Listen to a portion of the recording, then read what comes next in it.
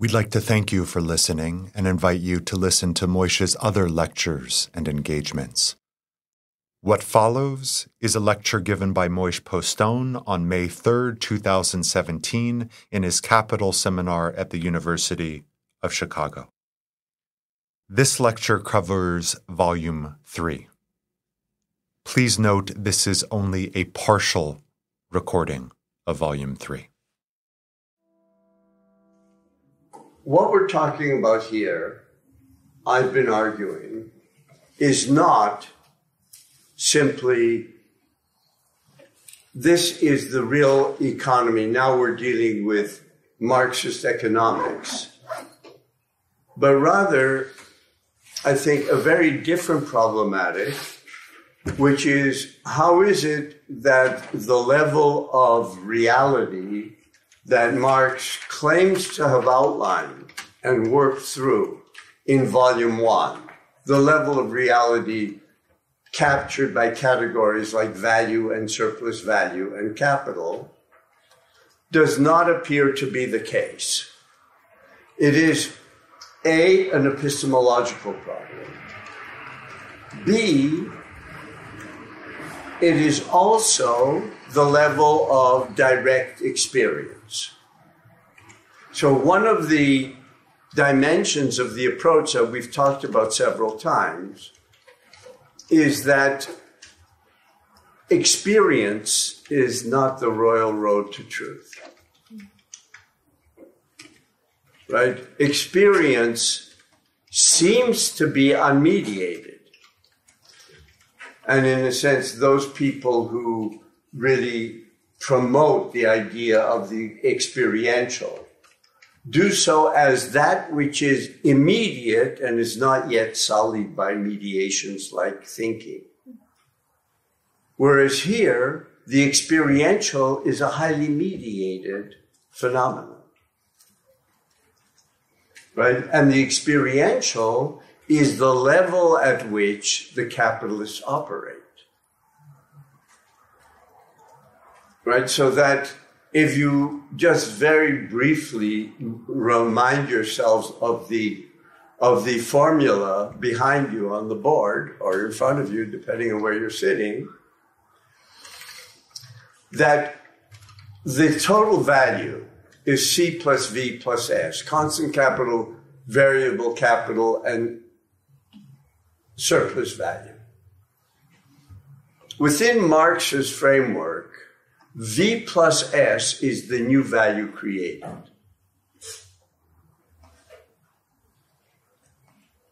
So that the rate of surplus value, it only pertains to the new value. So it's S over V.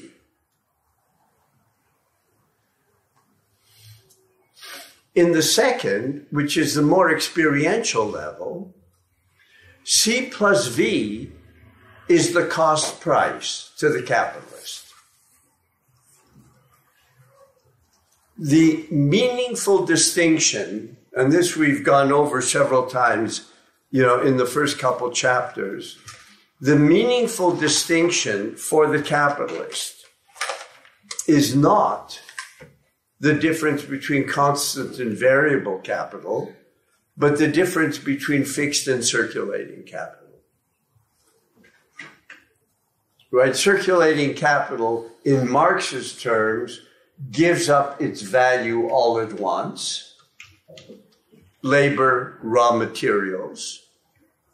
Fixed capital, machinery, buildings, transmit their value slowly over time.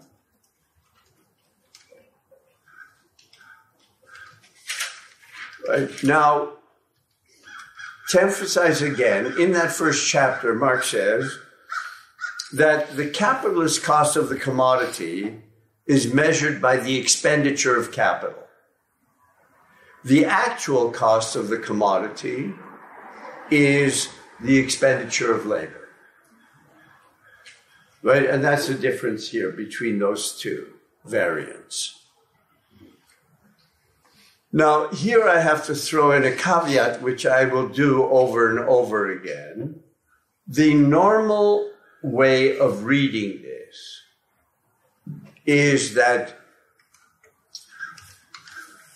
fits in circulating capital disguise what is the true universal source of wealth, which is labor.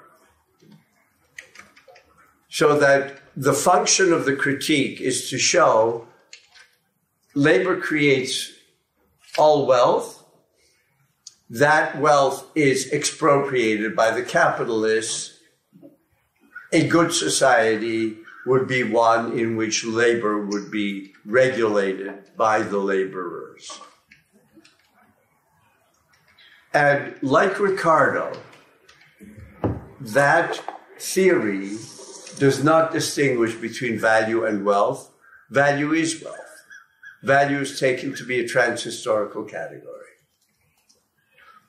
And I'm suggesting that when Marx says, for example, in the first chapter of Volume 3, the difference between the capitalist cost of commodity, which is measured in terms of the expenditure of capital, the costs, and the actual costs of commodity, the expenditure of labor, this does not necessarily, and I would say does not at all, mean this kind of Ricardian Marxist position of an ontology of labor.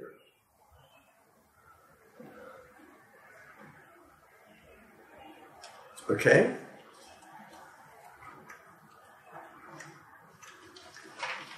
Marx goes on to say that V, variable capital, is actually not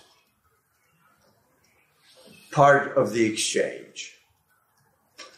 You have a very peculiar exchange. The workers get an advance, that's called wages. Those wages pay for the reproduction of the workers, which varies historically, culturally, what reproduction costs entail. What the capitalist gets from that is the capacity to create new value, which becomes divided into V plus S. That's a measure of the new value. However, the wage form here reinforces the fetish of cost price. The wage form makes it appear as if the worker is getting a fair day's wage for a full day's work. That there is an exchange of equivalence. Once that happens, then the source of the surplus becomes mysterious. Right? You don't know where the surplus comes from. For the capitalist, as Marx goes on to say, the surplus appears to derive from capital itself.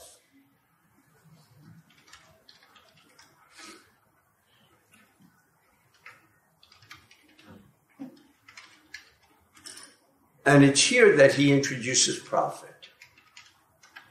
That is, for the capitalist, their profit is measured against their investments. It's the surplus over C plus V.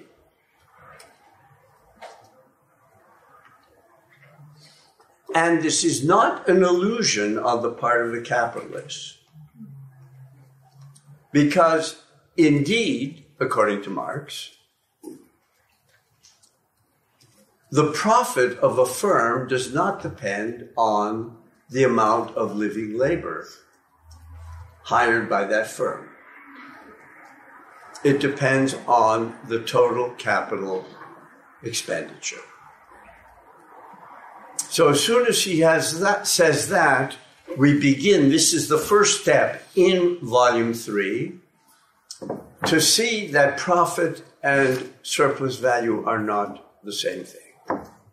He treats them as quantitatively equivalent here in the first few chapters, but they're not the same thing.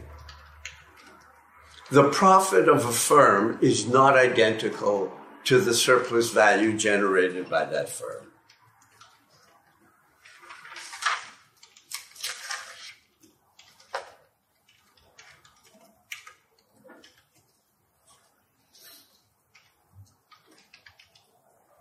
So we have a capitalist who goes out and tries to sell their goods. And what Marx now introduces is that the real cost is c+v+s. The capitalist thinks that their real cost is c+v. So in fact, they have a kind of a margin, a range, within which they can sell that commodity. So it's possible to make a profit, S over c+v, even if you sell it below its full value, which is c+v+s.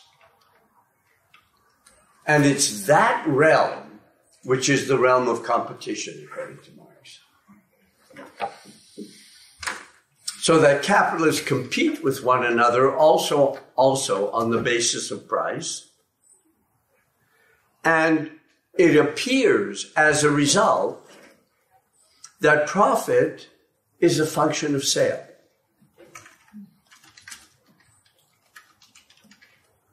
Right?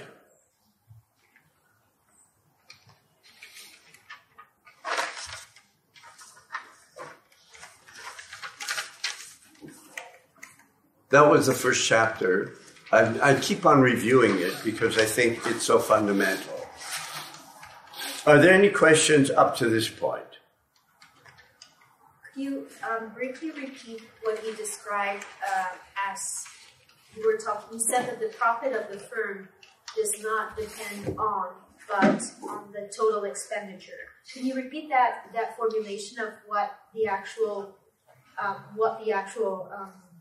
Marx knows, as did Adam Smith, which is why he has these two contradictory theories of value, that the profit of a firm is not directly a function of the amount of living labor hired by that firm, but is a function of total capital outlay. Once he says that, then you should immediately realize that when he's been talking about surplus value up to this point, he does not mean the profit of a firm. So surplus value seems to be operative on a level different than that of profit.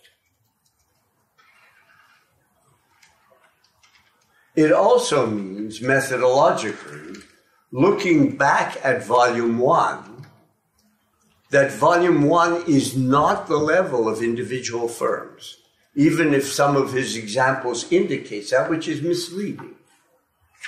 But it would have had to have such a level of abstraction that it would have been completely impenetrable,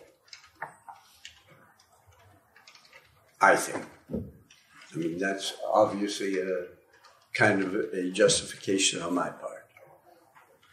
Does that make sense? Yes, yes. Does this make sense to the rest of you? So the experience of the capitalist really is that profit is a function of how well they can sell something, and it is the height of their profit is directly related to their capital investment.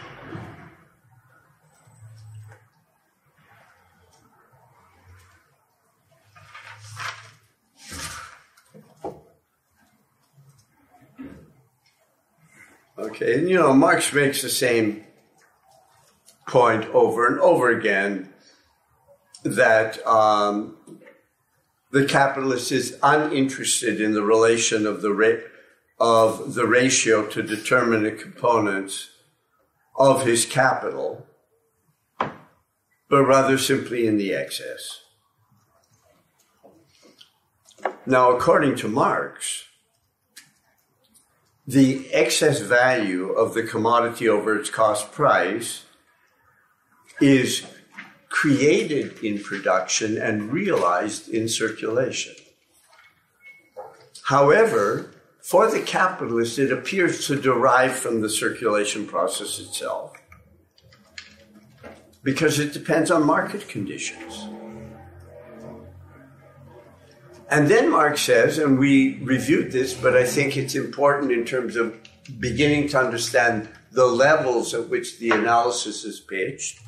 He says, if a commodity is sold above or below its value, there is simply a different distribution of the surplus value, which does not affect the magnitude or the character of the surplus value itself. What does that mean? A different distribution of surplus value.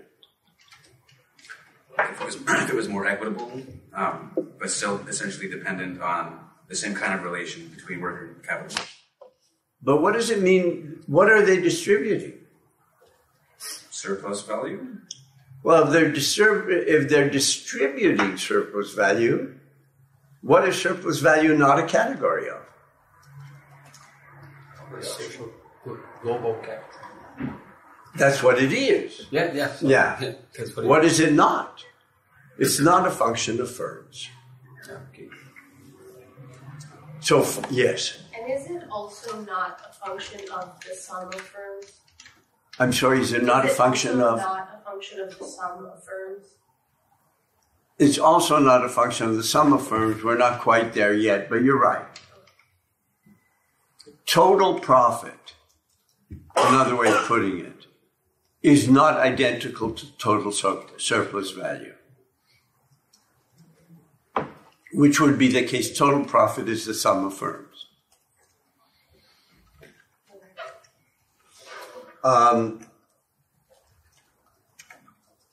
Right, so profit is a category of distribution. This is very peculiar. It's a very peculiar way of thinking. I mean, it's a very interesting mind.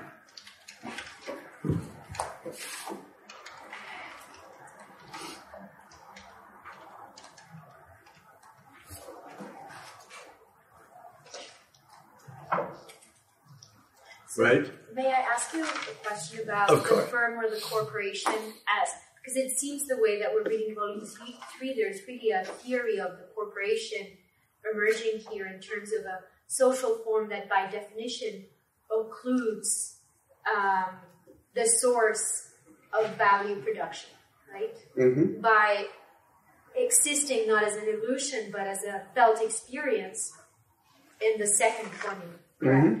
So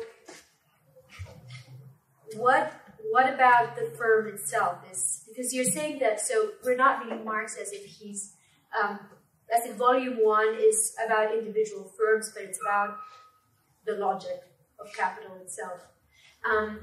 But is there an omission on his part to theorize the firm as a deform that enables this obscuring, or as the form under which this obscuring takes shape under a particular historical configuration? How important is the firm form for him? It depends what you mean by the firm form. I mean, he does say over and over again that it is, and he says it here in the readings for today, that it's a mistake to think of capitalism as having begun on, as it were, the level of mom and pop stores that then got bigger. That capitalism from the very beginning entails scale, entails large-scale production from the very beginning. But you can say that without committing yourself necessarily to the form of the firm that was developed in the 19th and 20th centuries. Rather, that the form of the firm becomes a kind of a manifestation of the form of concentration, but the form of concentration, the fact of concentration antedates. So I'm not sure that we could, I'm just simply not sure that we could squeeze out a theory of the firm in a more specific sense from this. Yeah. So given that profit acts as a distribution mechanism for surplus, depending on what the price of the commodities is, what happens then in the case of a commodity not being sold at all for one reason or another, maybe declining demand or something like that? Does the surplus not being realized? You lose the value. Okay. The part of the surplus is not realized. So, but you'd still hold on to the distinction of surplus being produced or created in production, but then having to be further realized in circulation? Yes. Okay. But when we say realized in production, and that's why I keep on trying to emphasize this, we don't mean by production simply the production of wooden lectures, of material goods, something at hand. It doesn't mean that. Because the real goal of production is the production of value. And that's what makes capitalism, quote unquote, mysterious, according to Marx, and gives it its, as he put it, metaphysical qualities. So in a sense, to talk about only the materiality of material would be to miss the point, as far as Marx is concerned. So the sphere of production isn't just the steel mills. It's the sphere of the production of value. And the reason why it is central in Volume 1 is because it is the sphere of production that generates the historical trajectory of value, leading to value's anachronistic character. That's not a story of technology. Technology enters into it and is part of it, and is molded by it. But it's not simply, you can't step back and imagine, which is the common sense kind of imaginary, that Marx is talking about factories in Volume 1, and he's talking about transport in Volume 2, and he's talking about other forms of circulation, and especially then finance, etc., in Volume 3. And altogether we have a picture of an economy. It's much more that Marx is talking about the generation of a historically determinate trajectory in Volume 1, which is occluded by the circular motion of circulation in Volume 2, and the two come together on the experiential level in Volume 3. So in Volume 3, you have people who are active in the system, not understanding the system, but it's not that they're making mistakes. Right? The level of appearance is real. It's not like, to come back to a metaphor or an illusion that I've mentioned several times, it's not the shadows of Plato's cave.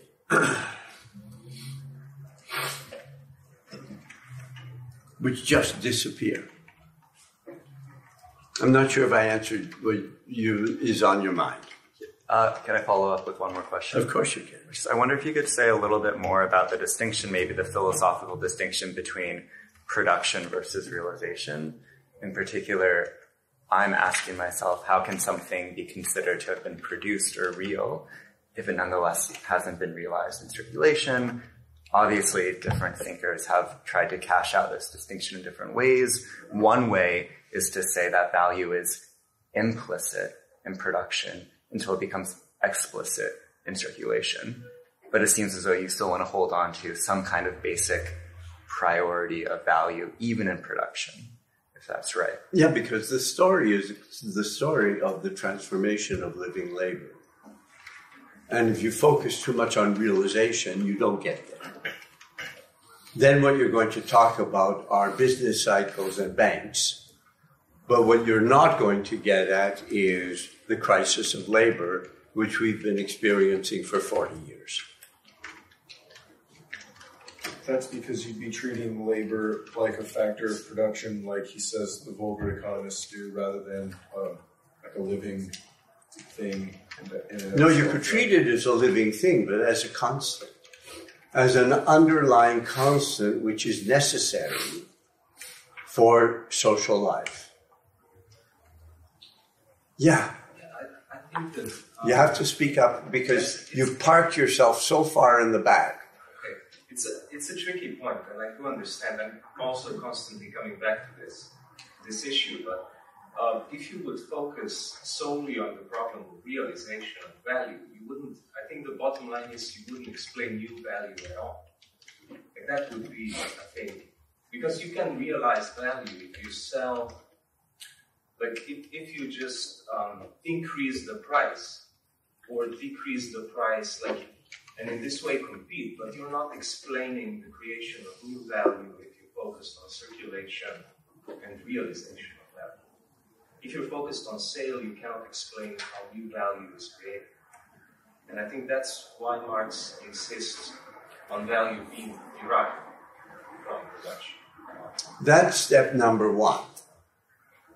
Step number two is that the production of real value changes over time.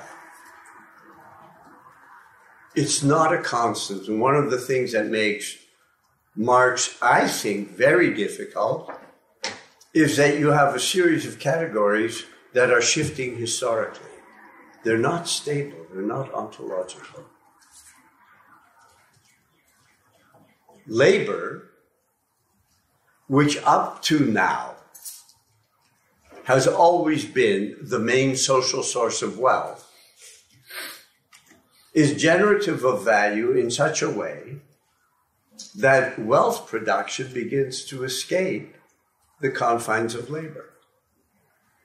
So that living labor is a category that becomes anachronistic. Now, how do you deal with a category that's becoming anachronistic? That's a difficult conceptual problem. But what you don't have is a kind of a certitude of this is always there, and the question of realization is then the issue of capitalist crises and business cycles, etc., etc., etc. But underneath it, you've got something stable, which is the production of value by labor.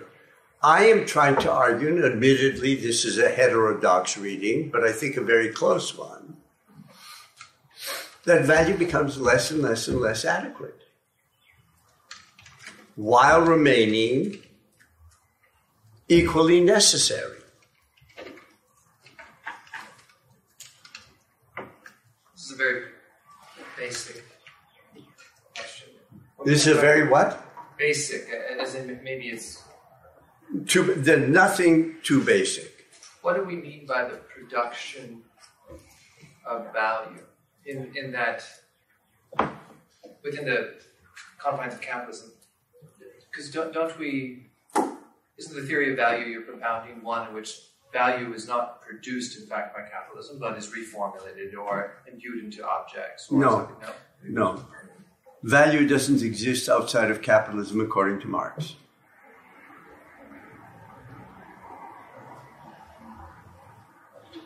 Value is not, and this is part of the difficulty, value is not, and he's very clear on this, is not a transhistorically valid category.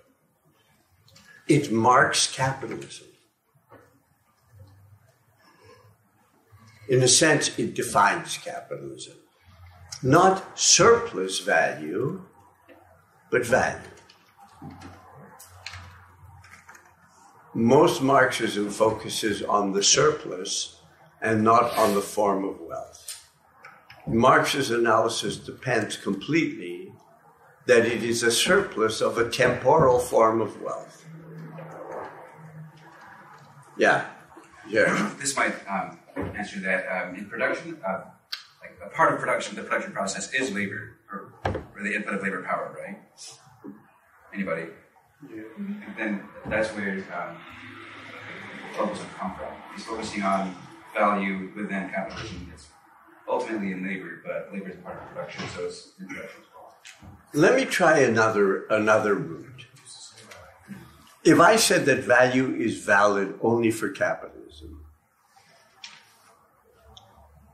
a different way of formulating that is if you look at a pre- or non-capitalist society, there is wealth there, and time is not part of it.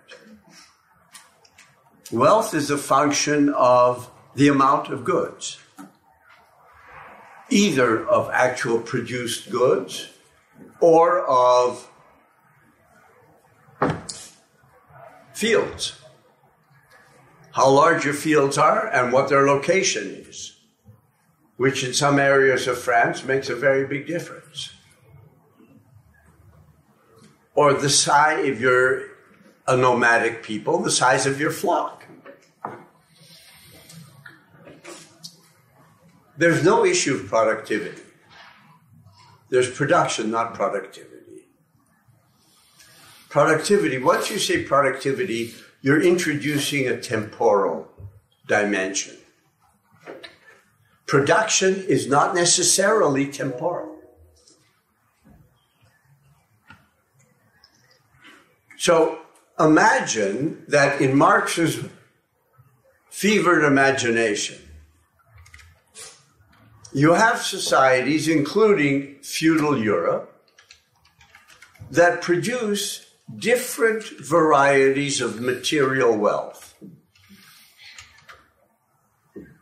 As capitalism develops, for a variety of contingent reasons, as it develops, one dimension becomes increasingly important, and that is time.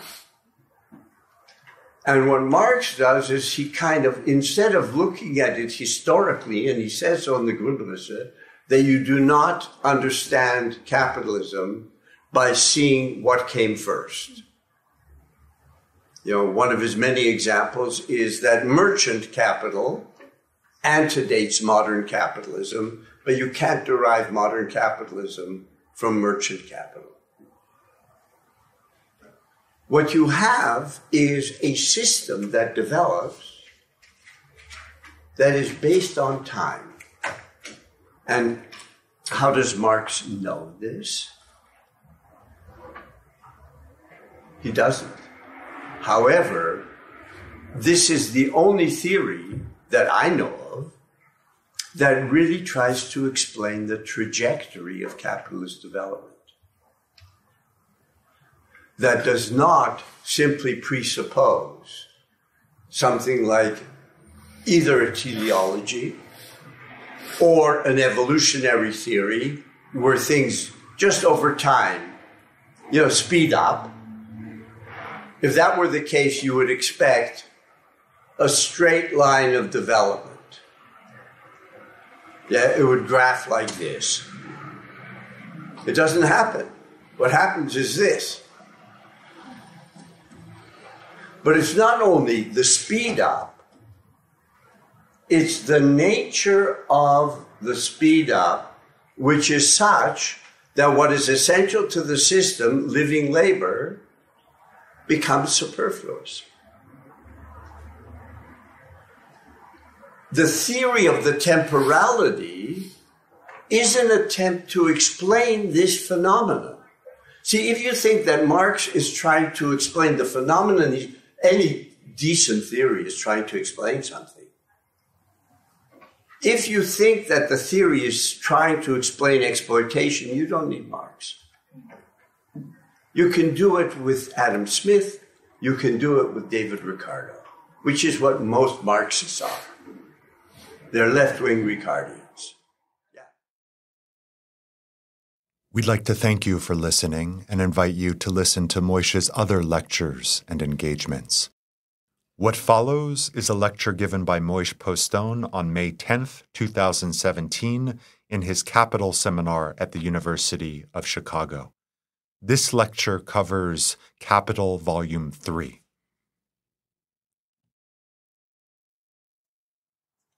Okay, this is I think, sort of a painful process, this text. It it's a painful process if you're not reading it as a cookbook on economics. Then it becomes much more difficult. If you read it as a cookbook on economics, well, you know, it's kind of boring and you sort of go through it and it's not very interesting and you wonder why you have to read it. But what we're dealing with is a very peculiar theory that, in a sense, although when the third volume was released by Engels in, I believe, the early 1890s, that is, he sutured together manuscripts by Marx. One of the first reactions to it, which then really determined discussion on this, was an Austrian economist called Eugen von Böhm-Bawerk. And he was one of the early marginal utility people. And in reading this, he decided that Marx had run up against insuperable logical problems, that he was trying to transform value into price and didn't succeed. And this became known as the transformation problem. And I want to suggest, as we go into these chapters, that what was involved, among other things, was a very deep misreading of what Marx was trying to do. I think it is significant that the mainstream of Marxist discourse accepted the terms of the debate as Böhm-Bawerk had outlined it. So you have all sorts of attempts to solve the problem, the transformation problem. The question is, how was that problem understood? That's A. And B, which I will repeat again, in this part of the text, that is the whole first chunk of the text, the culmination is the tendency of the rate of profit to fall. This has been taken as Marx's signal accomplishment, and to show that capitalism has no future, as it were. One problem with this line of thinking is that the idea that the rate of profit has a tendency to fall is not something Marx comes up with. It's already in Ricardo. It is, I believe, don't hold me on this, the case with Malthus as well. And in a sense, remember that the subtext of this, a critique of political economy, is not only a critique of the social forms that constitute capitalist society, but the social forms that constitute the stuff to which the field of political economy was responding. There's an epistemology there. So that, in a sense, the tendency of the rate of profit to fall is something that already had been discussed in political economy. Marx doesn't invent it. What Marx is going to be doing is transform its meaning. So that was like a little preview. Okay? Yeah, go ahead. I've written Böhm-Bawerk like 8 different ways. Do you know the spelling of this? Yeah. B-O-H-M. I think the O is an umlaut. It is. Good, Michael. Thank you. Boom. So B umlaut O-H-M hyphen B-A-W-E-R-K. Just like it sounds. Thank you. And Eugen is Eugene. Which Ricardo's book has this discussion about the premise of the average? Yeah, he does it with regard to agriculture and land. It's in the, what's his major work called? The Principles. The Principles of the Political Economy. Yeah. Yeah. Yes. Why it's not possible to transform value to price? Well, we'll see what he's doing. Let's see what he's doing when he transforms. Okay?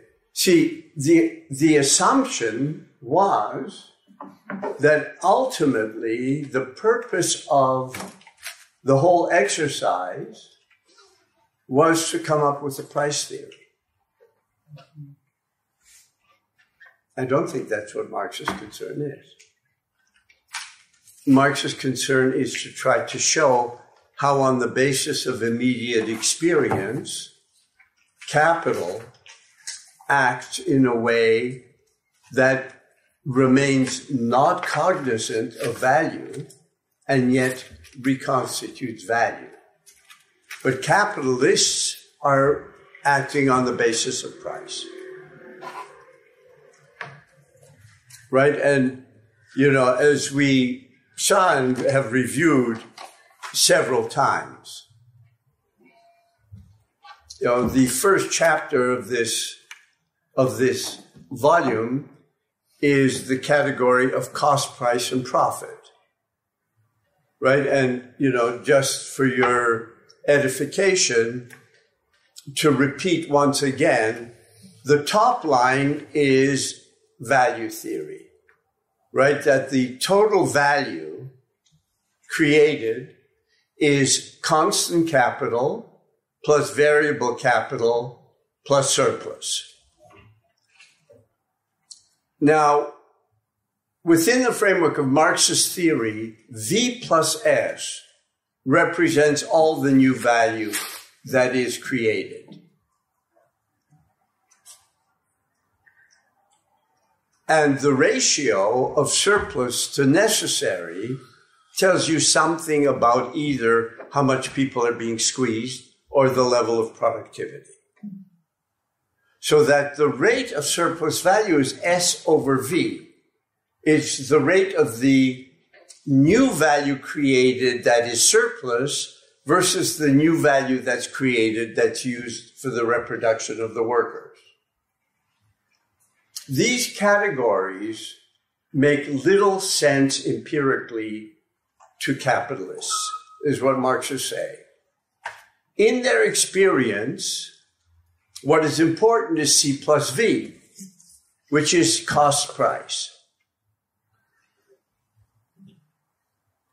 Right? So that is it's a matter of their expenses, and V, variable capital, is for them simply another item of cost.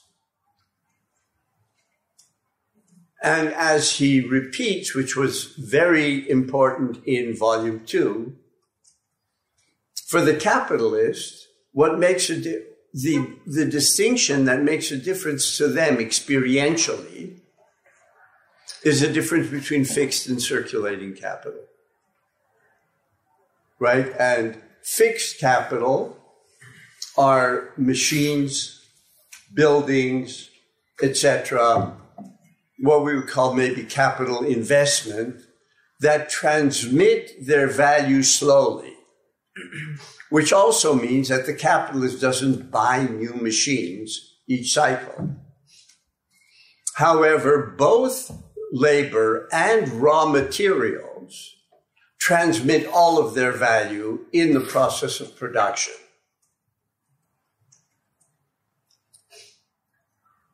Hence, circulating.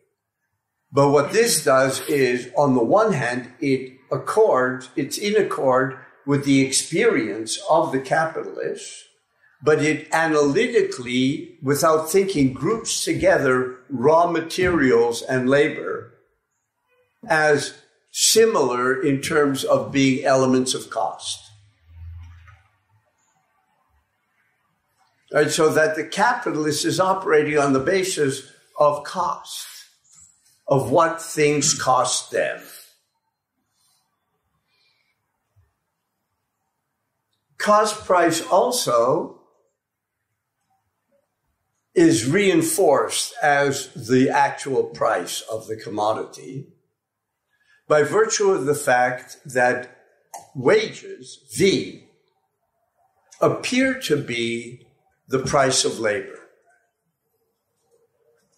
This Marx works out in volume 1 already. He makes a distinction between labor power and labor.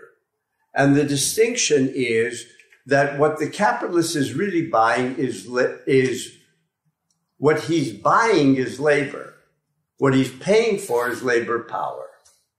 Labor power being the value of the laborer, their standard of living. And of course, that is a historical and cultural variable.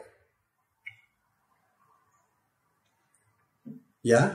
So that would mean that there's a distinction between buying something and paying for something in Marx's reading, or in Marx's text? Because you said that the capitalist buys labor but pays, or no, buys labor power but pays for labor. So what's the difference? No, the opposite. Oh, okay. But what's the difference between buying and paying?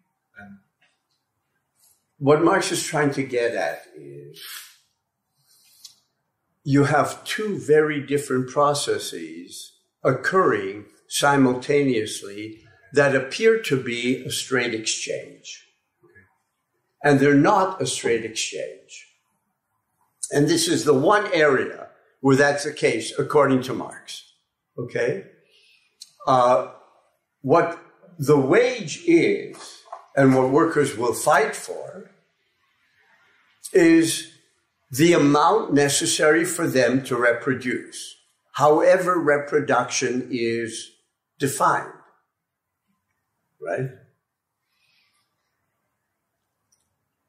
Just as a side point, when we say, and when we'll talk later about the value of V to fall, the amount to fall is a secular tendency.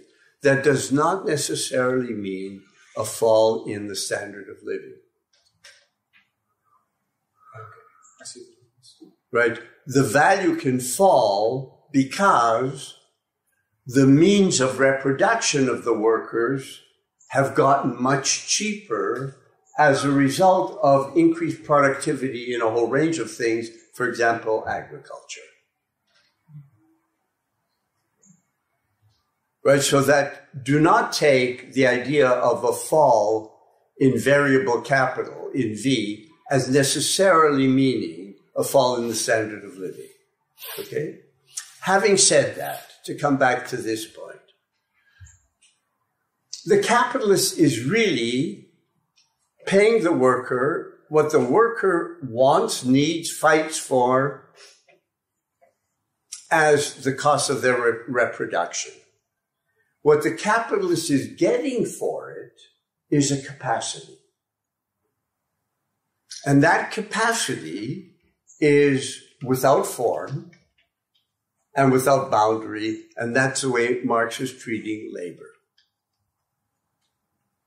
Right? Labor is, in a sense, a formless. I keep on thinking in my mind that, in the back of my mind, but it's moved far enough forward that it's now sort of affecting my tongue, that the idea of labor here is not, on one level, that dissimilar to Freud's notion of drive. The whole notion of sexuality, of libido, in Freud, is that it's not instinctual. Instinctual would mean that it already has form. It has a pre-given form. For Freud, sexuality does not, which is why, for him, it's the stuff of culture. If people think of sexuality in a much more narrow sense, the way we usually think of sexuality, then Freud appears just to be bonkers, really bananas, to use the scientific terms. However, this is part of his theory of the coming into being of humans, is that it's because there is one drive that has no pre-given form and can be sublimated, can be channeled, can take on a myriad of modes of expression. Right? The difference between sexuality and hunger in Freud is that hunger ultimately has to be satisfied by food. Sexuality does not have to be satisfied by what is normally regarded as sex. Which is why he'll have a little chapter in his introductory lectures on what he calls the perversions. And people usually think of this as being simply him being normative. He's not actually, he's using the word, but he's trying to show that if the libido can be attached to things like high heels, it doesn't have a pre-given object. So he uses what are called the perversions to try to show the formlessness of the libido, of the sex drive, which then raises the question of how does adult sexuality emerge if it isn't instinctual. So a lot of his stuff, Oedipus, etc., is an attempt to explain the social forming of what is actually not biological in Freud. I think Freud, like Marx, has been terribly misread. Really terribly misread. Well, Marx is doing something similar with labor. Labor is an activity that has no determinate object. Right? You know, we've used, like, you know, people always, I think, not knowing how to read Capital, they zero in, there's this famous little section when he introduces the labor process in Volume 1 of Capital, where he talks about, you know, bees do things. I forget all the animals. They all do. I don't think he mentions beavers, which would have been a good one. Bees, let's say.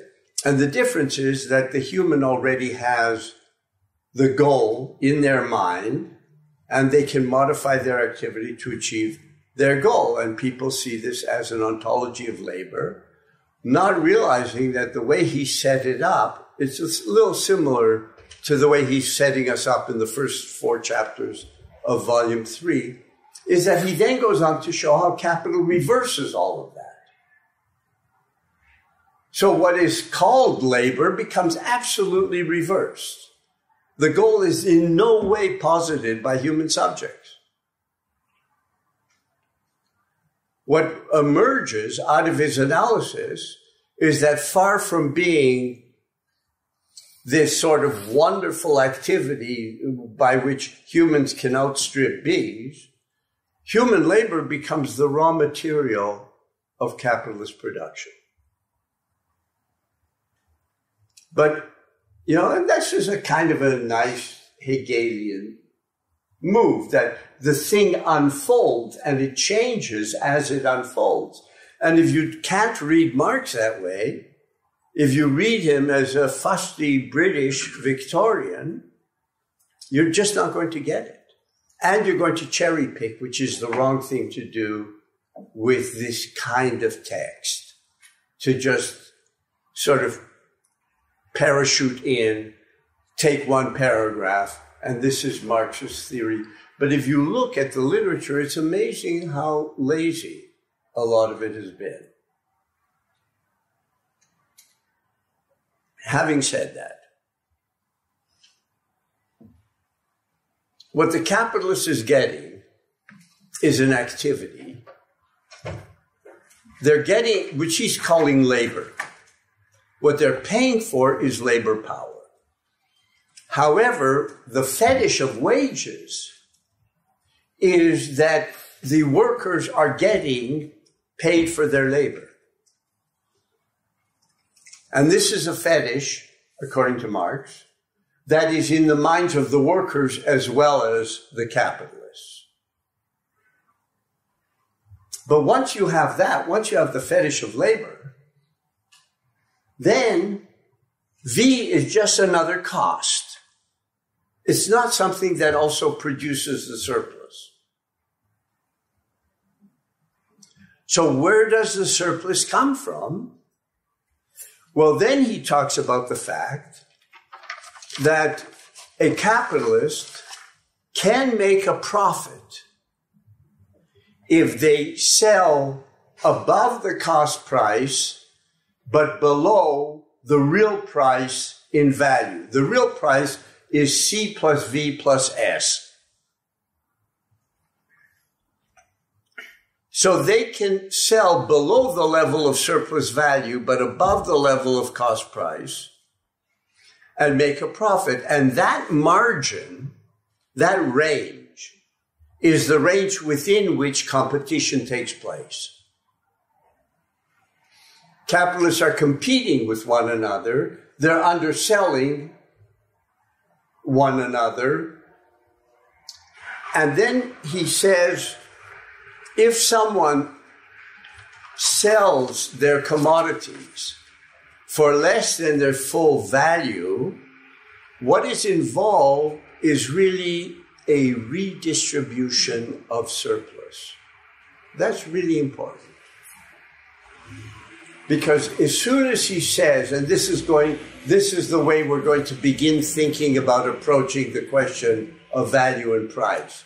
As soon as he says it's a redistribution of the surplus, that means that the surplus exists somehow outside and beyond that particular capitalist. It's a larger category. Something is being redistributed among the capitalists. So that is the first hint that surplus value, although at the beginning here, he's treating surplus profit just as another name for surplus value, you begin to see that they're actually very different categories. And this is reinforced, if I can find it, I think the beginning of chapter 3. This, yes? Well, I kind of have tried to ask this question before, and it might, if this doesn't fit, then please just... I'll tell you if it doesn't fit. But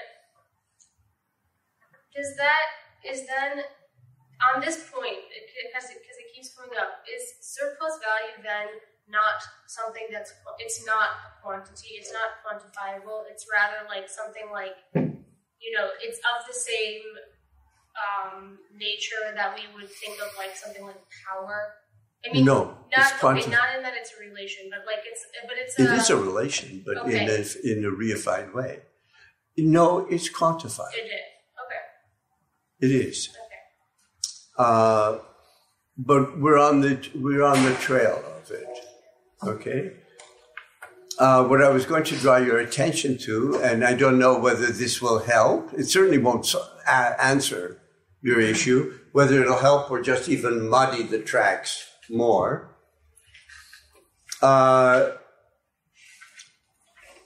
In chapter 3, the relationship between the rate of profit and the rate of surplus value, he begins by saying, we're going to ignore for the time being the division of surplus value into various subordinate forms: interest, ground rent, taxes. That, coupled with what I just said about how if the capitalists sells below the full value of their commodities, c plus v plus s, but above their cost price, c plus v, that what is involved is a redistribution of surplus. Here he makes it very clear, just in one sentence, he hasn't dealt with it yet, that not only profit, but interest, ground rent, and taxes all are modes of distribution of something larger, which is surplus value. Which means that if you now look at volume 1 with new eyes, the creation of surplus value is a category for Marx which is valid for society as a whole. And it's an attempt to explain the trajectory of society as a whole, and it is not an attempt to explain things on a firm level, on the level of a firm. That's what he's doing in volume 3. Right? So that it would be a mistake within Marx's framework to take these various forms of revenue, profit, rent, interest, taxes, and to take each one almost as a silo. And you want to know what is the origin of interest? What is the origin of rent? What is the origin of profit? And you try and look all the way down from each one of these categories. You'll notice they also line up. Profit, capitalists. Interest, finance capital. Rent, landowning. Taxes, state. But if you do that, if you just have your theory that goes all the way down, and then you try to see where they, dare I say, intersect. This form of intersectionality is analytically inadequate, according to Marx. These are all deductions of something larger, which he's calling surplus value.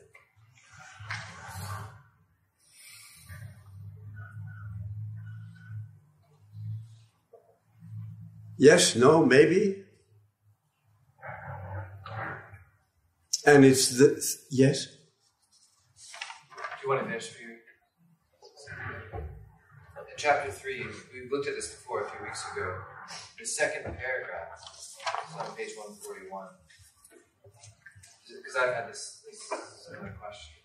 It begins, insofar as profit is taken as quantitatively equal to surplus value. Right. And then it ends the paragraph with, our investigation is firstly, therefore, purely mathematical. And both of these seem to be qualifications between the insofar and then, it is a qualification. Yeah, so that it's not purely mathematical. No. Process here. And it's not quantitatively equal. No. Nor is it even, if you read them both together, nor is it even fully quantitative. There's something more. Right.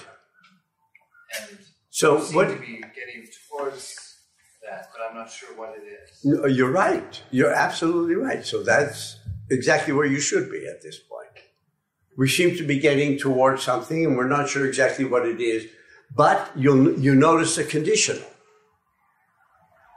Right? So what he's doing is he's logically deriving profit and price out of value, but this is a logical derivation. It's not a historical derivation.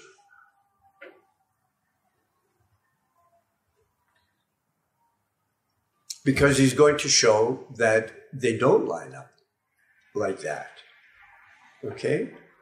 And it's the kind of, I hate to say this, but it is the epistemology that's involved here that I think usually gets thrown under the bus. Yeah. So would it then be Marx's contention, since these are not historical categories, that ground rent, for example, as existed in the 13th century in France would be very different than ground rent that would exist in the 1850s in Absolutely. France. And you couldn't just follow the history of ground rent and say it changed. You could do exactly the same thing with merchant capital. Merchant capital antedates capitalism. I mean, by millennia. But that doesn't mean that it's, for Marx, at the heart of capital.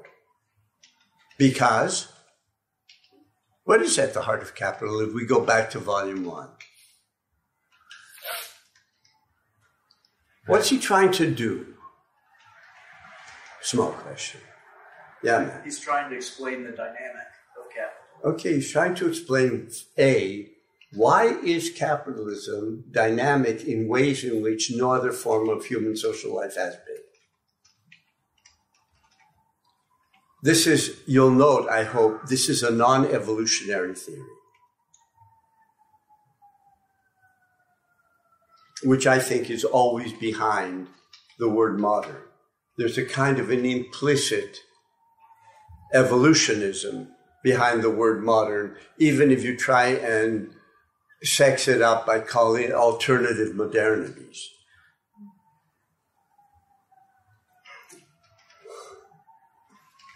Alternative modernities only make sense as a concept if you buy into the orthodox Stalinist notion that there is slavery giving rise to feudalism, giving rise to capitalism. So you have, this grand narrative, but it's not what you have in Marx. As we saw in the last chapter of Volume 1 of Capital, the rise of capitalism is very contingent. It's very contingent, but once it's in place, then it exhibits this dynamism, and it's a huge mistake to trace all the lines, as if you could get to modern ground rent from feudal ground rent. Capitalism transforms it. And the difference, of course, between merchant capital and capitalism is that there is no dynamism associated with merchant capital. The existence of merchant capital doesn't imply ongoing social transformations at all. So it's, when people discover that, let's say, the Indian Ocean had a great deal of trade long before the Portuguese even were aware of that body of water. And so you prove that there was a lot of commercial activity, sure. But there's a kind of a hidden agenda to try to say, well, then capitalism isn't so unique. Capitalism is pretty unique. And I think I'm going off on a tangent, I think the shadow of colonialism and the racist ideologies that were part and parcel of colonialism has left such a long shadow that it becomes very difficult for people just to look at capital analytically. Instead, everything becomes evaluative. So what you're doing is, if you can show that there was a very dense network of commercial relations around the Indian Ocean long before Vasco da Gama, then somehow you are revaluing life in South Asia or East Africa, etc. And I think it would be good to put aside not only the question of the valuation, which was part and parcel of the ideology of colonial supremacy, but also the counter to it, which is then still determined by it, is still molded by it. Yeah? Is it not also true that merchant capital is different from capitalism because it's essentially an arbitrage opportunity, and that defies the economic law of one price? So, like, it kind of defies. You've always had arbitrage in modern capitalism too. They say. But what Marx is trying to get at is this total transformation of social life that isn't a one-time transformation. The ongoing transformation of social life globally, you're not going to get with merchant capital. Merchant capital can bind together different areas of the world, which it does, of course. You know, the sea trade, the Indian Ocean, for example, what's called the Silk Route. All of these bound together different parts of the world. But that's very different than what he's trying to get at. And volume 1 is what he's trying to get at is this dynamism. So it's to explain, A, why is it that capitalism has a dynamism that other societies don't, which if you're still under the shadow of colonialism and anti-colonialism is a question that people are afraid to ask. Because to talk about the dynamism could be taken as a statement about Western superiority or something like that. And B, not only that capitalism is dynamic, but what is the nature of that dynamic? And value theory is an attempt to explain the nature of that dynamic. And the theory of surplus value is not only an attempt to explain how workers are being squeezed, the ways in which peasants were in the past, but now it's invisible, but also how this is part and parcel of the driving force of a dynamic that puts labor increasingly in a double bind. Labor as necessary for value, labor as anachronistic given the trajectory of capital. And it's the simultaneity of being necessary and anachronistic, which means it's certainly not a stable category,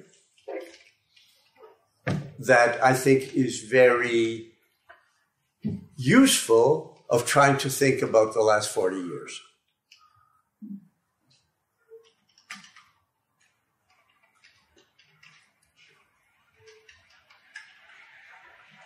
Briefly, something I wanted to introduce into the question of the profit surplus differentiation, and that surplus seems to be beyond quantification.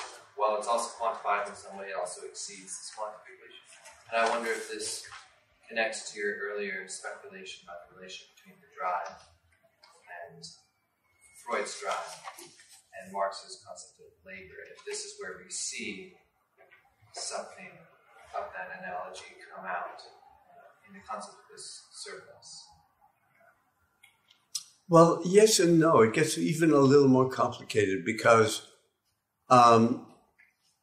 as you get what he calls relative surplus value, going back to volume 1, just to remind you very briefly, you can increase surplus value in two ways. One is just by extending the workday,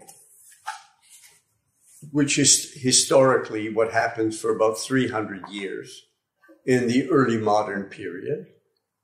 People are forced to work longer and longer hours. First of all, they're forced to work. Then they're forced to work longer and longer hours. You maintain variable capital constant, you're going to get a bigger surplus. The turning point for him is the limitation of the working day, which is a victory of the working classes, the way he presents it in volume 1. And the historical, if you will, irony is that the victory of the working classes helps push capital to its next phase, which is relative surplus value. Now, relative surplus value is you've got, let's say, a 10-hour working day. And it's divided, let's say, 50-50 between necessary, that pays for the workers, and surplus. If you can't expand the surplus by expanding the working day, the only way to increase the surplus is by decreasing the value of labor. Decreasing the value of labor, which means you get a little more left over. Decreasing the value of labor is effected by increasing productivity across the boards. Enormously. And I say enormously because, and this is a little exercise that I've done several times with you. You know, if a necessary labor is 5 hours of a 10-hour working day, and you double socially general productivity, you're going to lower necessary labor time by 2.5 hours. If you double productivity again, you're going to lower it by 1.25 hours. If you double productivity again, you're going to lower it by, 3/8 of an hour? No, it's 5/8. In other words, you have to keep on upping the ante in order to get smaller and smaller increases in surplus value. So there is a built-in mechanism there, just there, and there are many others, for this kind of curve, a curve of productivity. Yeah? So I understand pretty well how this works on a macro level, if you will, on the entire economy. Naturally, if the price of food goes down, the price of housing goes down, the price of clothing goes down, the factories will have to pay their workers relatively less in order to maintain them, and the surplus value will go up. Right, they can pay them more, but the value still can be less. Exactly. So on an individual level... That's what we're trying to get at. I can't go to the individual level from Volume 1. And that's part of what he's trying to say here in Volume 3. And that's a mistake. At one point, when he's talking about the difference between price, that is profit and surplus value, between value and price, cost price, etc., he then goes on to say the real mistake of the Ricardians was that they tried to derive this level that he's talking about in Volume 3 directly from value. And that's what a lot of Marxism does.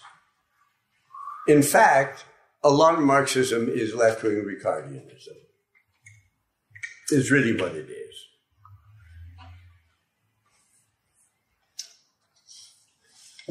I must admit that I have lost my train of thought. Yeah. Excuse me. I thought you were going to give me my train of thought. No. I'm going to put you, I guess, more lost. My question is, do you think, insofar the categories that Marx is dealing on Book 3, yeah, do you think that profit, rate of profit, they have the same statuses within his framework than labor, capital, and land? I mean, there are two levels, right, of considerations. That it's on the same level as rent. Rent is not more fundamental than profit. Rent is not more fundamental. No, not for Marx. That's why it follows. Look at the architectonic of this manuscript. We start with cost price. We move to the rate of profit. We move to interest. Right, the whole credit system, finance capital, then we move to rent. These are modes of distribution of the surplus. So the question is, what does it mean to distribute the surplus? How is this distributed? But the trinitary formula is about rent, land, capital, and labor. Yeah, and you know what that is? He's taking Ricardo, and he says that what Ricardo regards as basic is what I've developed after 3,000 pages. Volume 1 doesn't begin with the Trinitarian formula. Volume 3 ends with it. Volume 3 is supposedly the movement from the underlying reality to the experiential level, and the way that experiential level is theorized. So it's only after he tries to develop the surface that he comes up with the Trinitarian formula.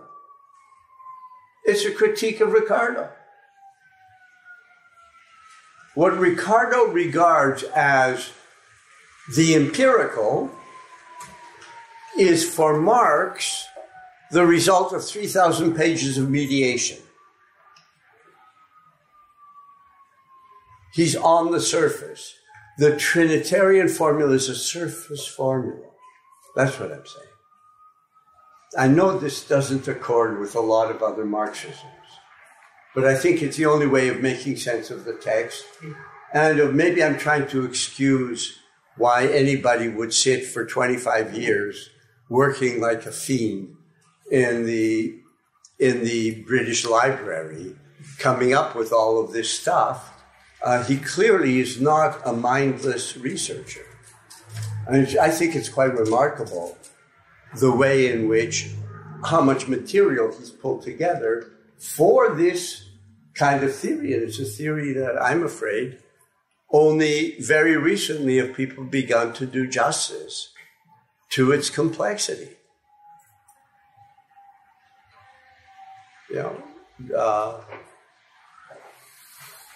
Yes. So going back to the point about the Trinitarian formula, so would that mean that for Marx, the categories of labor and capital alongside rent are all surface phenomena of the same, or surface categories of the same nature? Let's say, are they levels within the surface for Marx, or are these all surface categories in the same way? Are there any distinctions within the surface level? Well, we'll have to really work that out, but it seems to me that the labor and the capital, well, rent clearly is volume 3, but the labor and the capital are the level of wages and profit.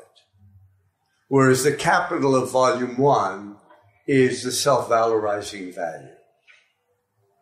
And you'll notice that, after, I think it's really significant that if you look at the architecture of the Grundrisse, which after all were just him working out stuff. It's 800 pages of him working out stuff. You've got to start somewhere, as you know, when you write something longer, you start somewhere. He starts with money.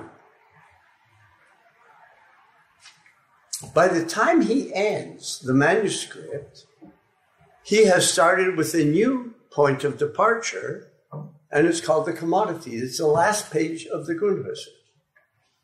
He basically says, let's start again. And he starts with the commodity, having worked this through. And I, spent several quarters arguing that with the commodity, he's come up with the most fundamental form of social mediation, out of which he's going to generate everything. So it's a theory of social mediation. It's not a theory of labor as it is frequently understood. That is, that more traditional Marxist view of labor is like the new materialism before its time. This is labor. That's not what capital is about, which I think is what makes it so difficult. So very difficult. And I think the censors had a better understanding of it in terms of reception than Marx did. Marx thought that he wrote something that would be available to the masses. The censors let it go through because they saw it was so difficult. I'm serious. So they didn't censor it.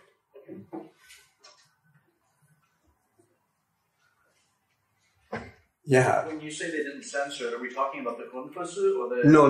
The Grundrisse didn't appear. Oh, that's right. It was... We didn't know about the Grundrisse really till the 60s. I mean, they do publish it in 39, but in 39 there aren't that many people who are working through Marx's manuscripts. There were other things at hand. And then East Germany publishes it in the DDR, the GDR, publishes it in 53, but only really becomes known in the mid-60s, and then only in little bits and pieces. Marcuse has always been very good at this kind of thing. I mean, he was the first to really pick up on the economic and philosophical manuscripts in 32. And if you read some of his stuff in the 60s, you'll find quotes from the Grundrisse. But it really only becomes very big in the 70s.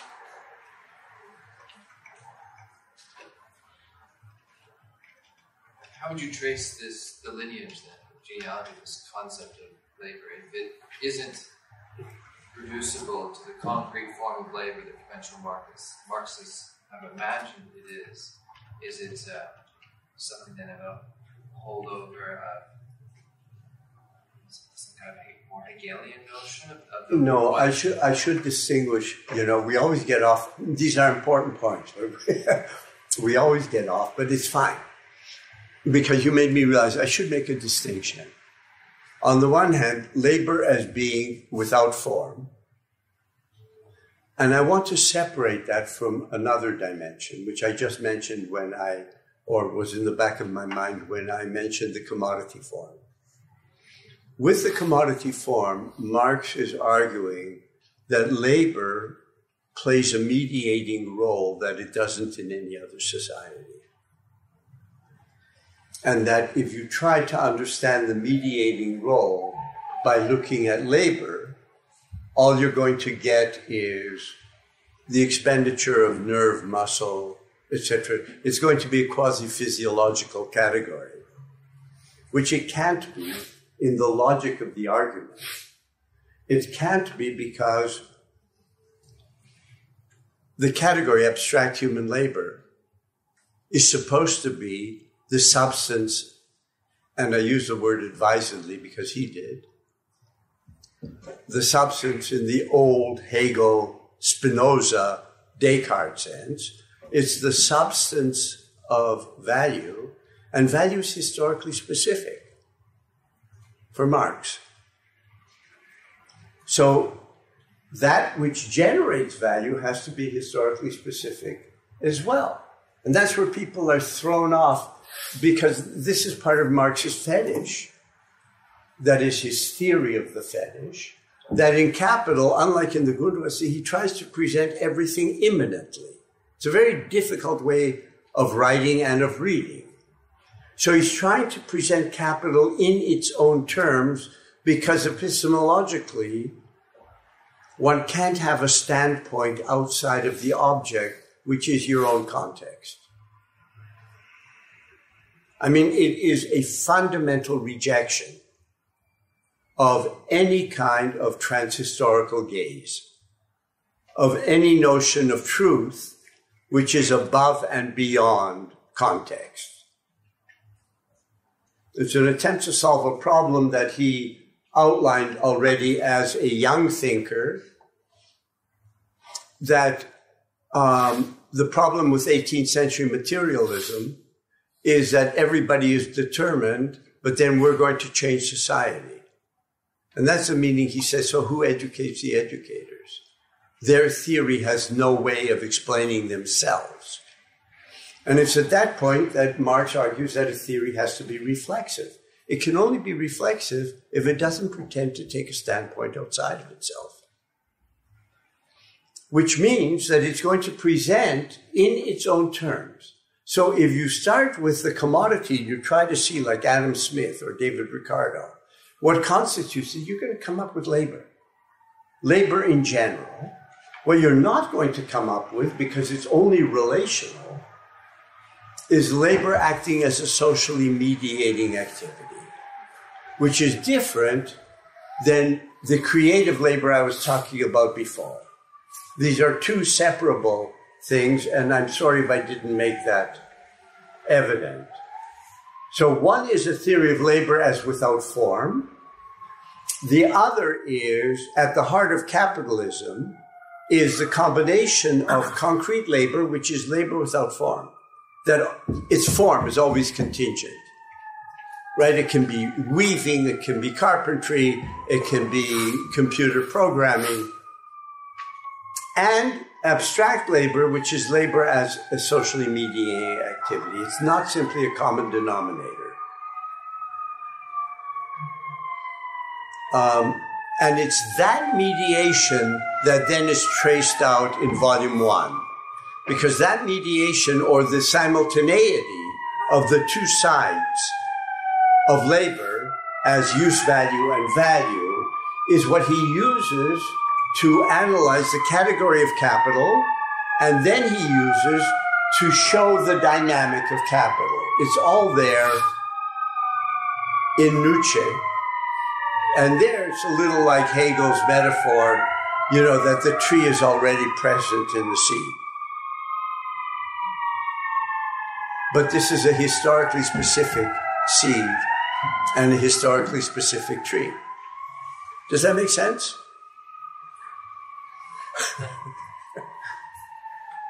Yes, no, maybe, I hope.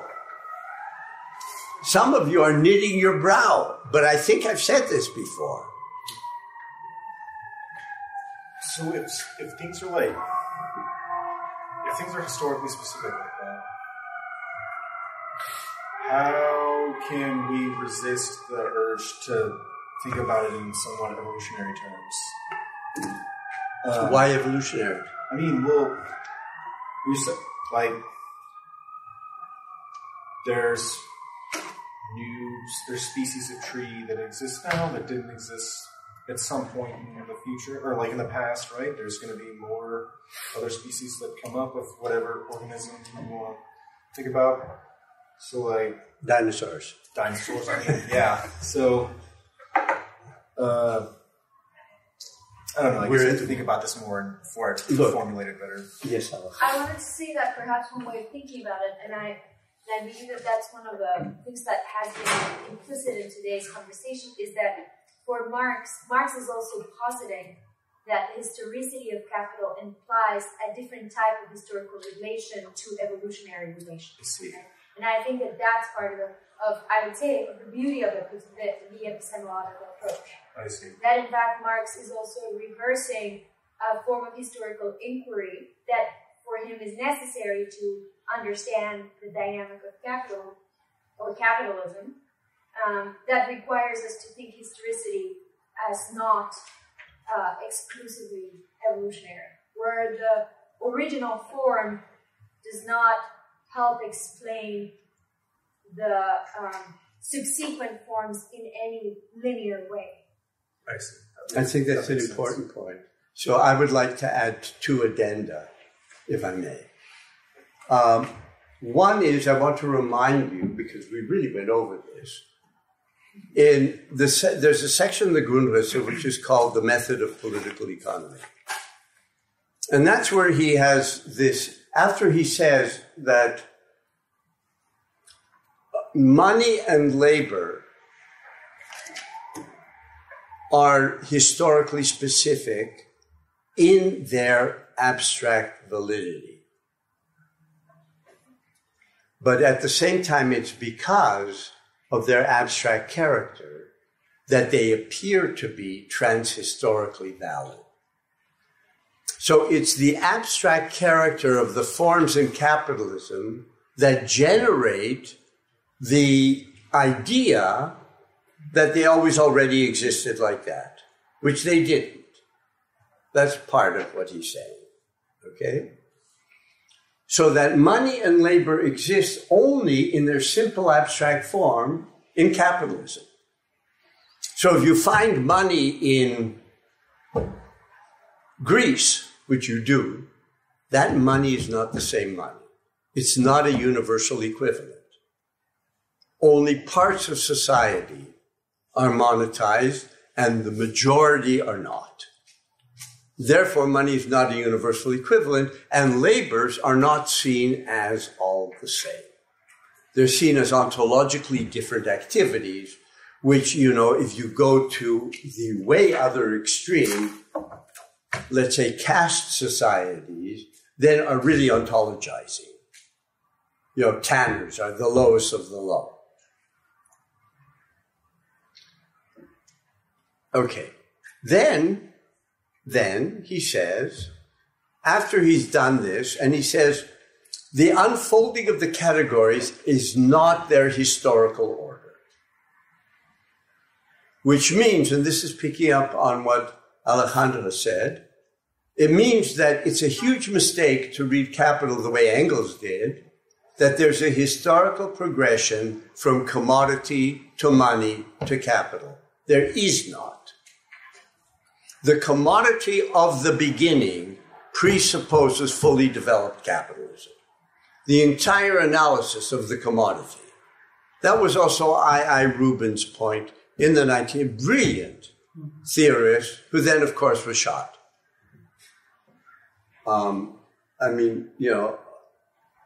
Stalin had it in for Marxists. Like Rubin, like Ryazanov, who edited the beginnings of the complete Marx-Engels work, also oft.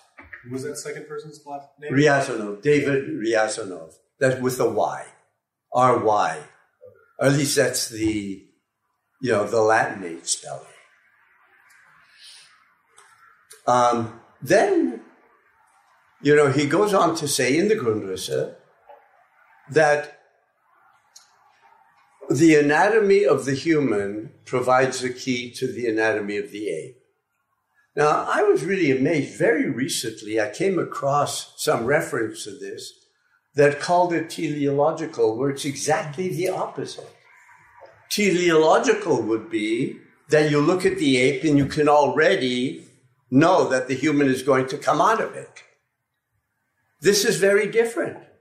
It's anti-teleological. The path from ape to human is only understandable retrospectively. There's no necessary progression there. It's for that reason that he liked Darwin. Right? Because natural selection is not teleological, it's the real scandal of evolutionary theory. Now, what Marxism did, of course, and this is another just throwaway side point, is it took all of this and turned it upside down. So you get the necessary progression, both when you read the book Capital, from commodity to money to capital, when you read it, but also in the understanding of history. That slavery necessarily generates feudalism, which necessarily generated capitalism. No, there's no such thing.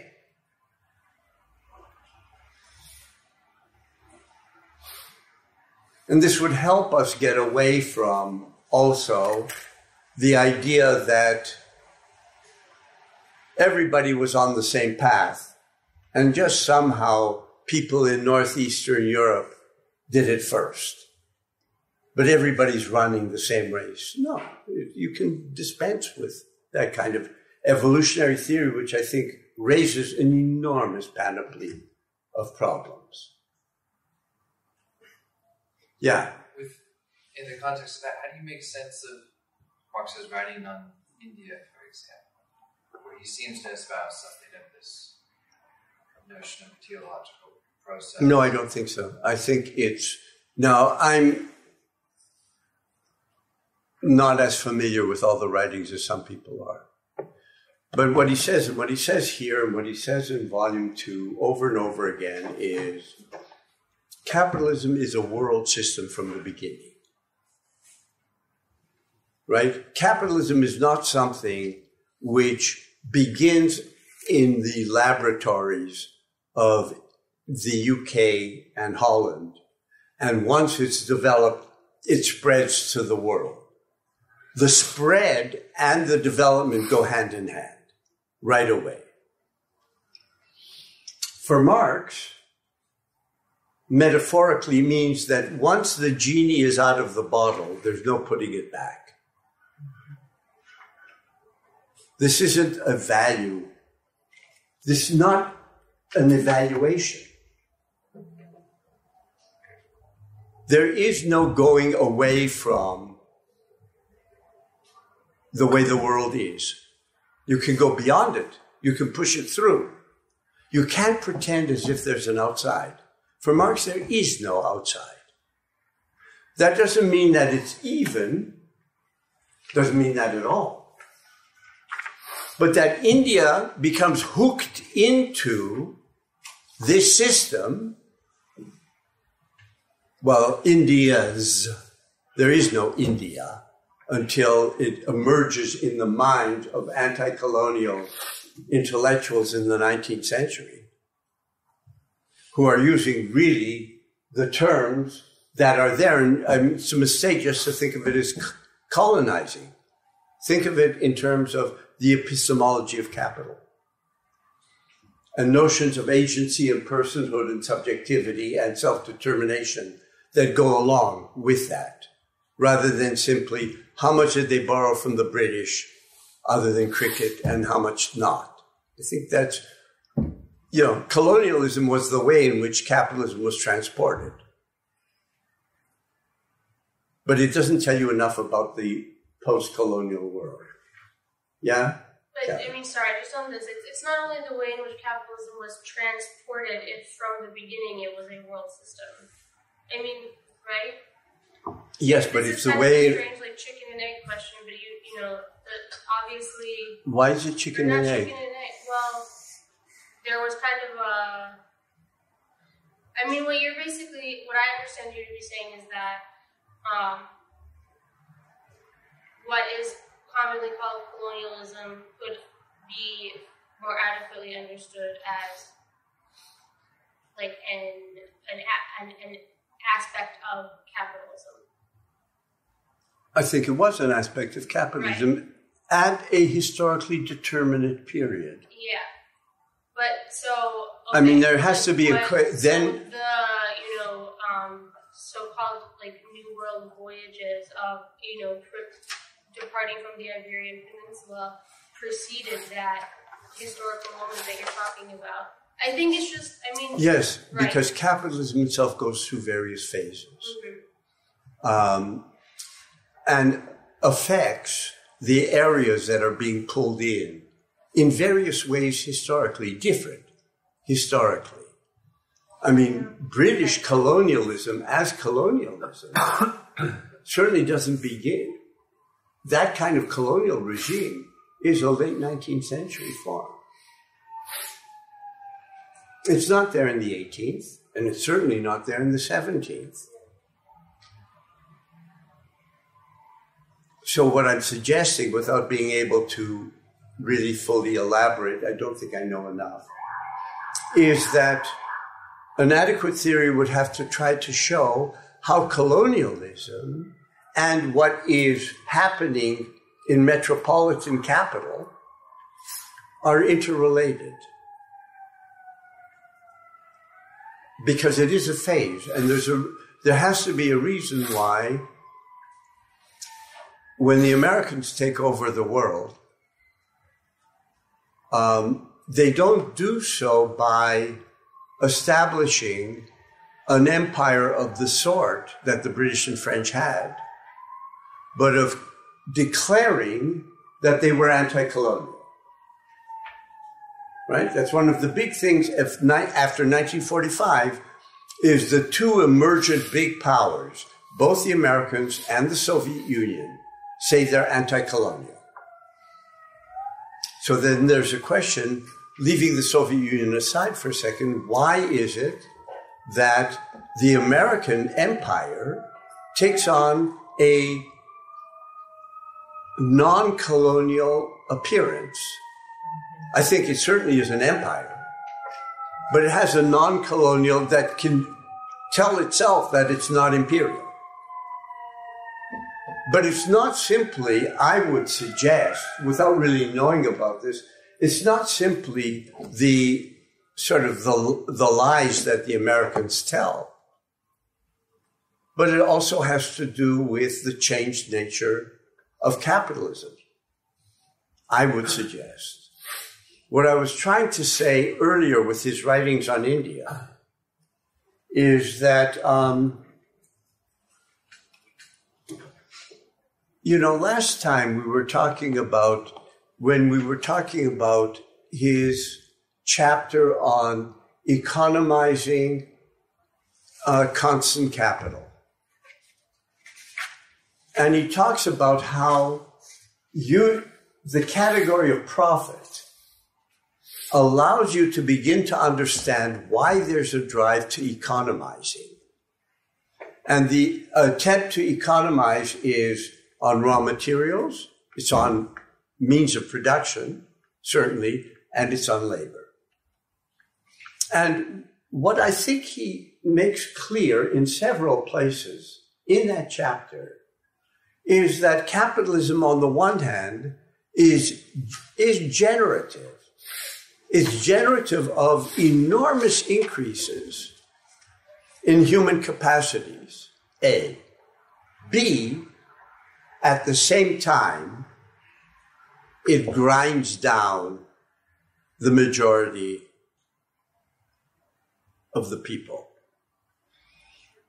And both are together. And it's very easy, if this is the case of capitalism, it's very easy for people to take one of those strands and run with it, which appears to be completely ideological to people who focus on the other.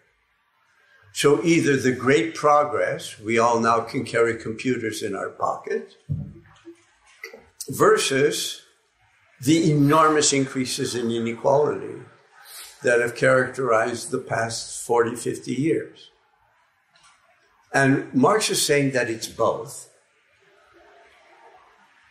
They go hand in hand in capital. It's a mistake to think of it only as a system that is generative of oppression, on the one hand. I suggest, and I'm going to break off here because I really want to get my coffee, I suggest that the analysis of India is the same.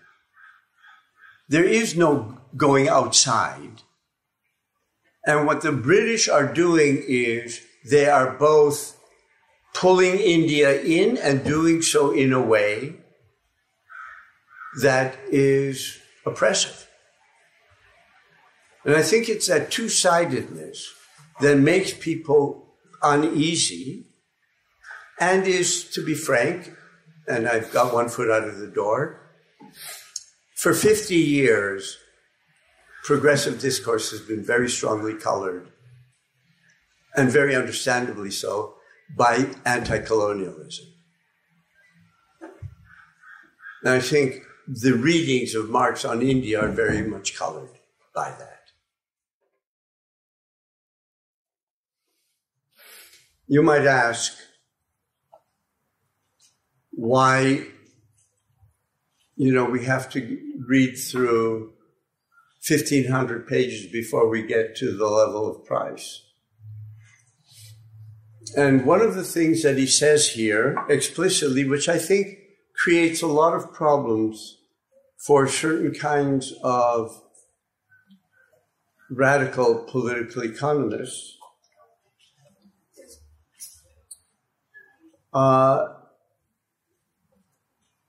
when he talks about the mistake of the Ricardian school to present the laws of profit, of the rate of profit directly in terms of the laws of the rate of surplus value,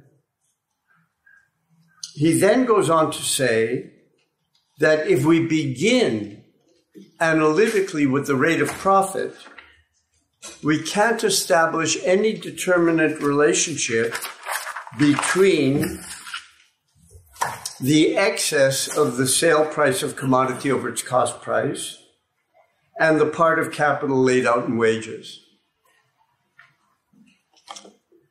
So what he is saying is that you cannot start on the surface and go back to the value level.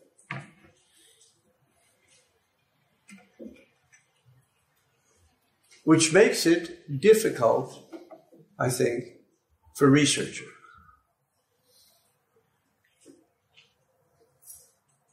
Now, as he says, with profit, capital appears as a relationship to itself.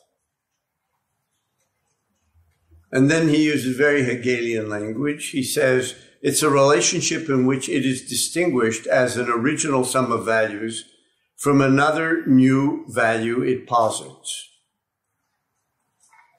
It appears to consciousness as if capital creates this new value in the course of its movement. And how this happens is mystified. So, it's not that this is false. As with everything in Volume 3, it's not false, but it's the surface. Sorry, Moishe, what page is that mystification line from? 134. At least here 134, because my next note is 140. So I hope it's also 130. It's on 139.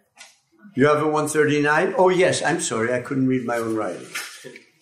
Thank you. 139. Yeah.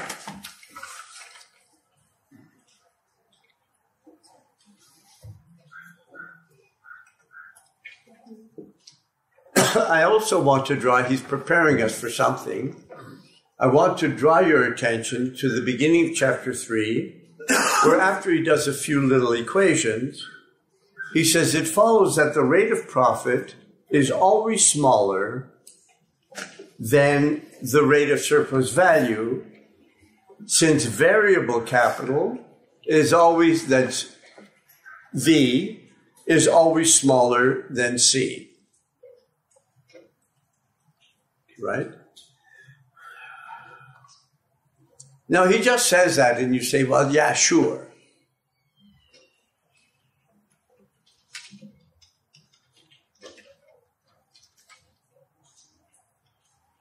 But what it could mean is that the rate of surplus value could go up and the rate of profit could fall. Right? If you just look at those very simple equations.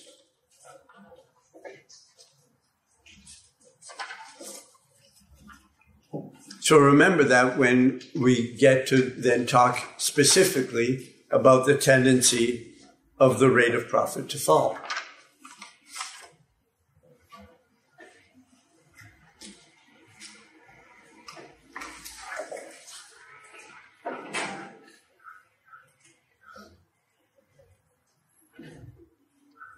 In chapter 5, he talks about economizing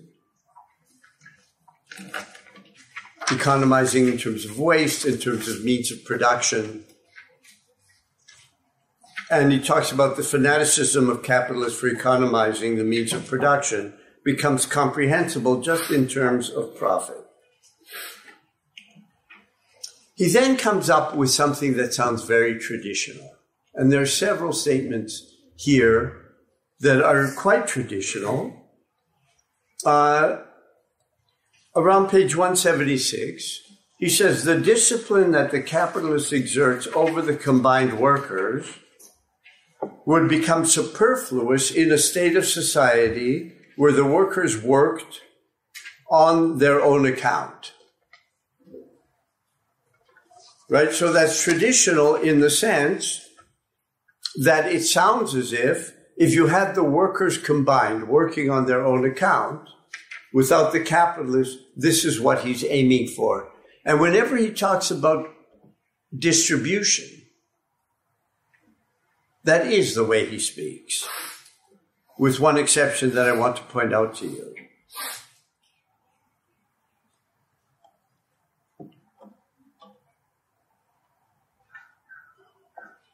if I can find it. He talks about the combined workers several times.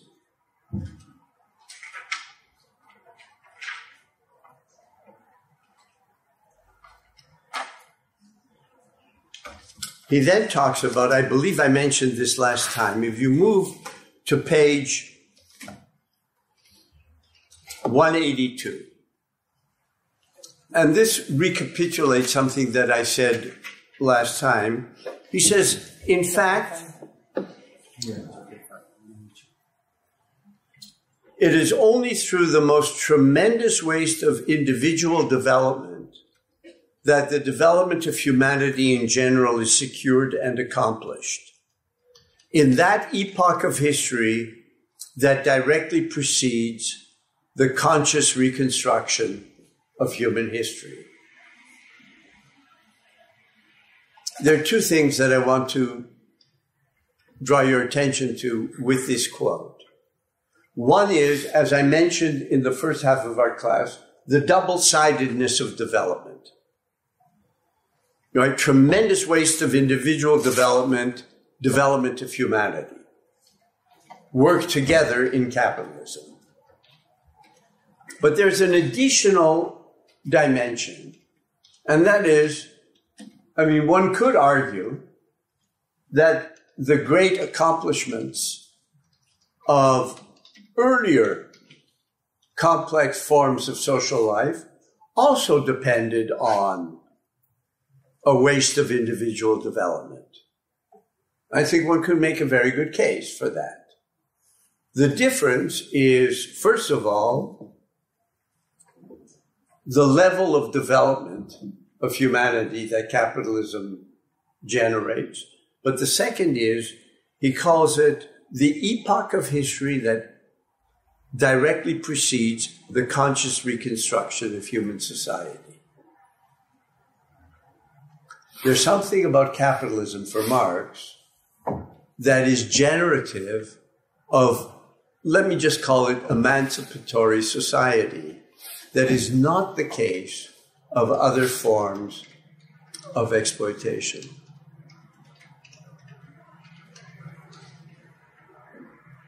Right? Yeah. So I wondered this last time too. Why do you think he says reconstruction here? What is the re? What is the repetition? Okay. You, meaning plural, always ask me questions that sort of get me on a long epicycle. Okay, we can maybe skip it then, actually. The theory of value, starting at the latest with Adam Smith, is a theory that people construct, they make their society without knowing it. Right? That's what Smith's theory of value is. The division of labor emerges as the unintentional result of exchange.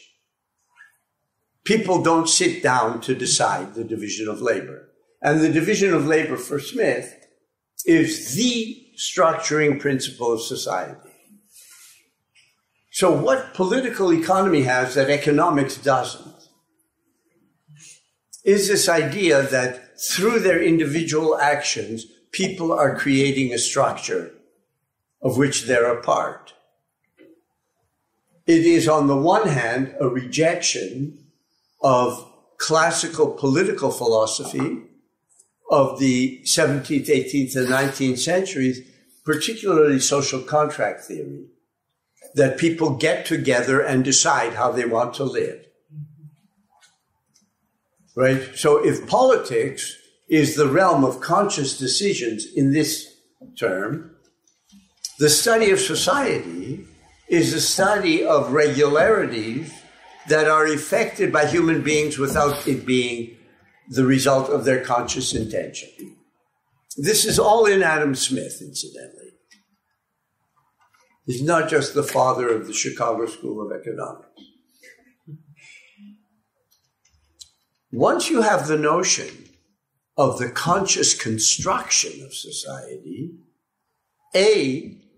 What that means is you generate the idea that humans have always created their society and not known it. But the modes by which they've constructed it have been unknown to them. This is the anatomy of the ape, anatomy of human kind of argument that you can retrospectively see, rather than there being an ontological break that only now humans make society.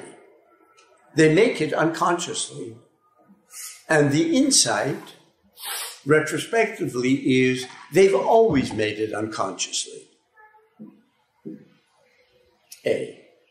B, what Marx is trying to argue is that it becomes possible to make society consciously. Therefore, reconstruction.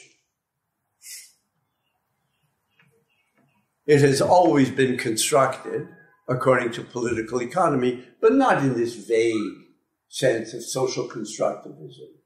Really in a much more determinate way. Does that respond? Yeah. Okay. Can I say really quickly that, like, something else that would take away from the traditional reading of this idea that you can move beyond private property and like this thing on 176 about how economizing wouldn't be necessary. At the end of the sentence, he also combines it to the peace wage system, which is something he characterizes as like hell on earth in Volume 1. Right. So it's not at all something to aim for, right? For sure. But I'll also want to point to another sentence that I think is very important. Yeah? I want to ask you about the statement you made that the peculiar thing about capitalism, the distinctive thing here, is not that it advances the collective by sacrificing the individual, other forms of that, but that it produces a certain emancipatory drive or something like this. And that seems to me to posit a certain kind of rupture or birth of the political within capitalism, that, or a different form at least of the political than you had had before. Did you mean to suggest that there's a fundamentally different kind of relation to emancipation to the political form that emerges under capitalism? It seems to me that historically one could argue that there are very strong emancipatory impulses that came from pre-capitalist systems involving slavery and conquest, where there's direct kind of confrontation with an overlord and direct violence that produced, and what seems to be at stake in the question to me is the genealogy of the political. Is it worth thinking the political forms that precede the capitalist persisting within capitalism, or is there some kind of distinctive rupture? It's a complicated question, yes.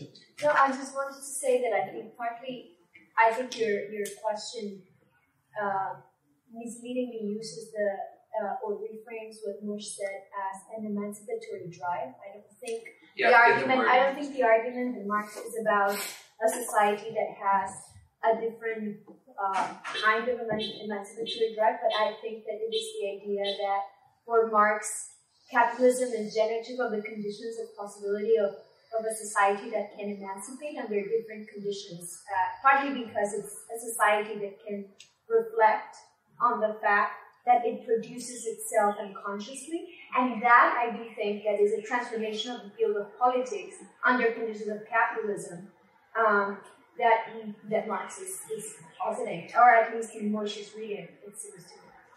I don't know if Moishe would agree with my reading. I think that's an important point to run. I forgot the word that you used. I inserted that if I remember. But even that, it seemed to me to kind of flatten political struggle prior to capitalism, as if all political struggle prior was necessarily just reactive and reinscribed the same system. But that's not necessarily the case historically. Well, there's a real question about that and what the different system would be and was. I think Marx is less concerned with the nature of pre-capitalist struggle as he is with the idea that the not completely subsumed is the wellspring of emancipatory resistance. He doesn't think it is.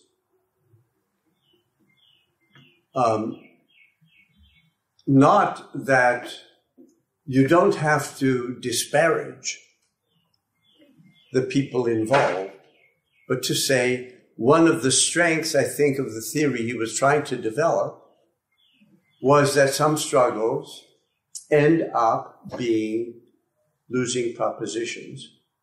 And the outcomes have a great deal to do with context and not just will or political mistakes. An example, I think a really important example. What happens in the Soviet Union and in China is original accumulation as a consequence of the revolution.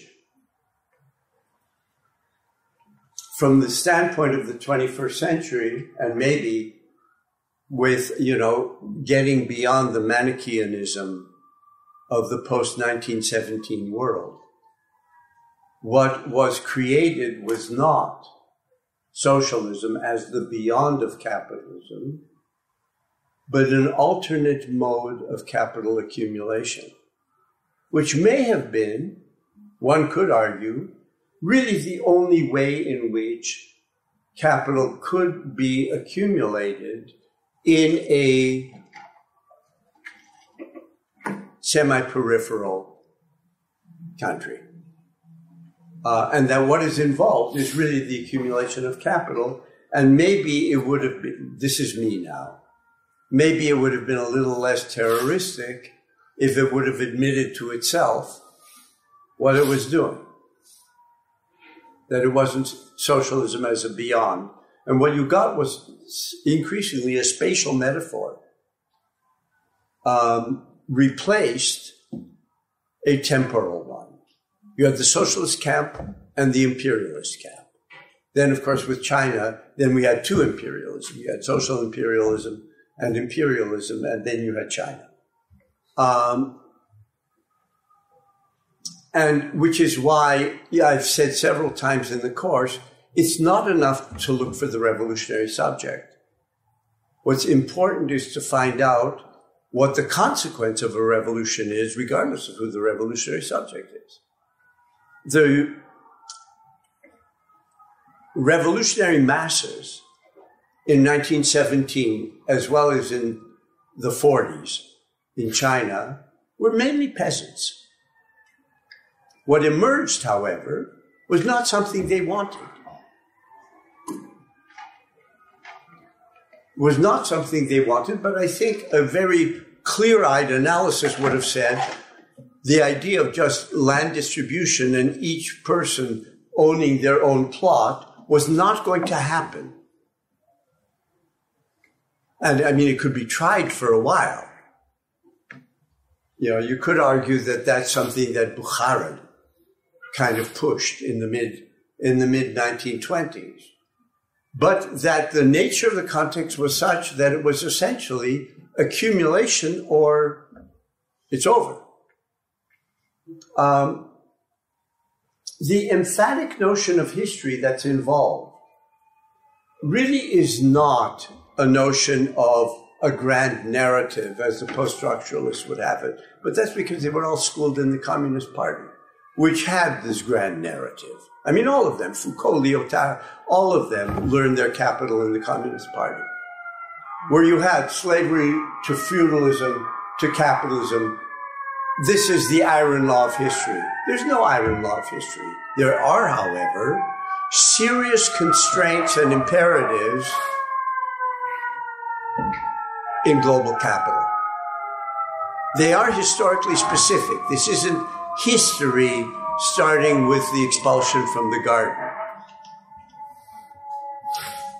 But it is history as really a set of constraints that are very different than anything humanity has experienced before. It can be effected with a lot of violence, but at its heart, what is at its heart is not physical violence. It's imperatives. Jake, you were going to say something. Would it be fair to say that you would say that pre-capitalist resistance to rebellion could not be liberatory because the precondition for genuine human liberation would be the development of the capacity that only capitalism develops? I think he would say that. Technology. I think he would say that, and we're going to come to that in a second. But there's also another way of putting this, kind of a little more, I don't know if I want to say cynically, but let's say once capitalism is there is no going back. The only chance of emancipation really is through capitalism. There's no outside. There's no pre-capitalist. I mean, there are for small groups of people. In the late 1960s, it's possible to go to the woods of Northern California. Well, no, I know a lot of people who did. Just as I knew a lot of people in Frankfurt who decided they were just going to chuck all of it and they would create a commune. Now, it's not so nice to create a commune in Germany. So they created it where the Germans love, which is Tuscany. You have these communes in the Toscana. No, it's very understandable. And the mode of life could be really better. I don't deny that at all. But that in no way is a model for society. Except for, the ideologues of these communal forms. But the utopian socialism has been with us for a long time.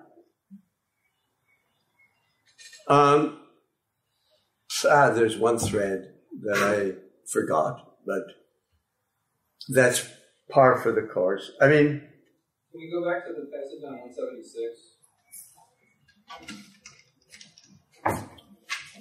Yeah. As Dakota says, bringing in piecework, comparing that with a state of society where workers work on their account seems not very flattering to that idea. So what is the idea behind raising? I mean, is this like... Sorry, can you speak a little bit louder? This place is really bad acoustics. Thanks. This passage on 176 is a question of why he raises a society where the workers work on their own account. Is that supposed to be something like the crude communism that you get in the manuscripts? Or why is this even coming up? It's a good question, and I don't have the real answer to that because I think there is a pull at times to a much more traditional notion. I'll point out several of them. But what I really want to point out here is that if you go to the end of this chapter, to pages 198 and 199,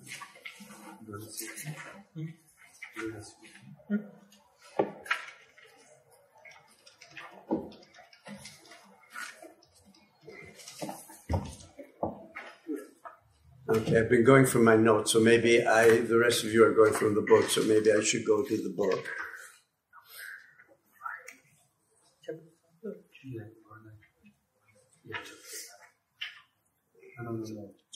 You'll notice the chapter closes with economy through inventions. And then look at the first paragraph on 199. We must distinguish here between universal labor and communal labor. They both play their part in the production process and merge into one another, but they are each different as well. Universal labor is all scientific work, all discovery and invention. It is brought about partly by the cooperation of men now living, but partly also by building on earlier work, i.e. dead labor. Communal labor, however, simply involves the direct cooperation of individuals. That's the difference. And sometimes he's kind of torn himself, and he goes back to a communal labor kind of model. The workers in control.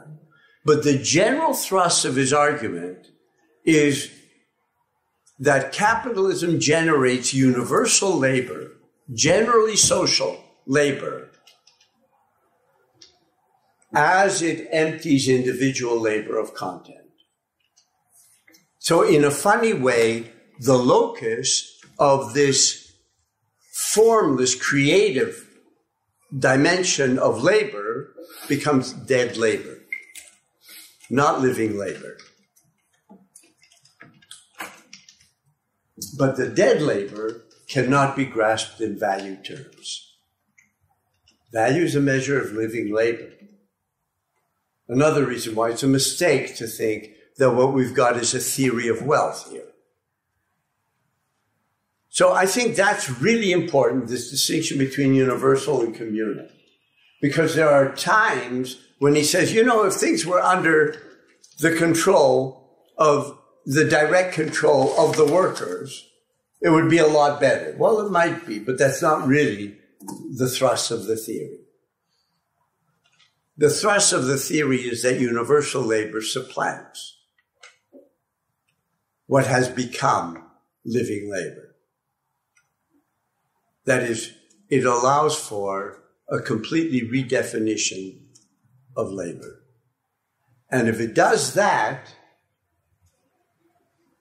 then, and labor no longer acts as a mediator, then I'm coming back to the issue that you raised about politics. Let's bracket pre-capitalist modes for a moment. You would have a situation, I think, where a new form of the political would come into its own because it would be not constrained by the abstract constraints of the value and capital form, which modern states always necessarily are. Whether or not they've got billionaires in the board of directors, the cabinet, or not.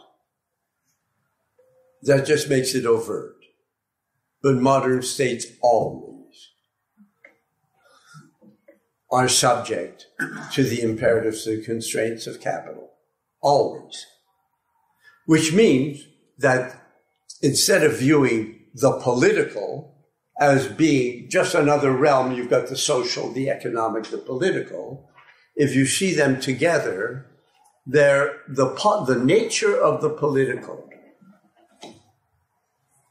is molded by these forms that I wouldn't even call them economic. Which is why I don't think it is an accident that the attempts of revolutionaries, and I'm going to use the word in the broadest sense of the word, always try to emphasize the political. But it's as true of the Bolsheviks as it is of the conservative revolutionaries.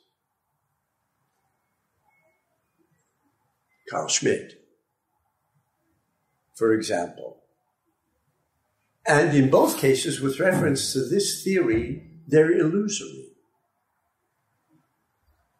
And so the consequence of their attempt to introduce an emphatic notion of the political, were it ever effected, would be disaster.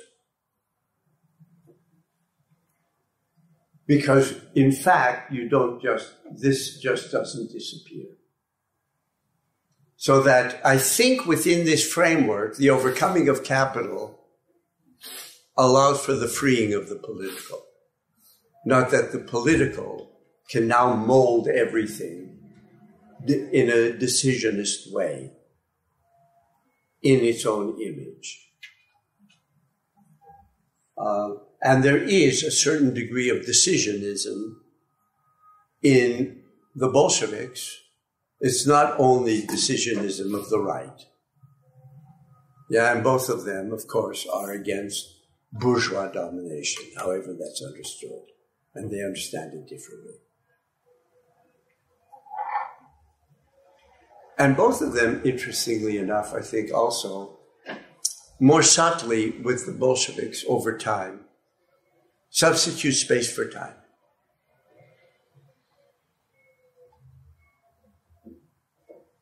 Yeah. You mentioned something like that earlier. Could you just go a tiny bit more into what you mean by that? Say more. By substituting space for time, I mean, just an example would be helpful in understanding what that means.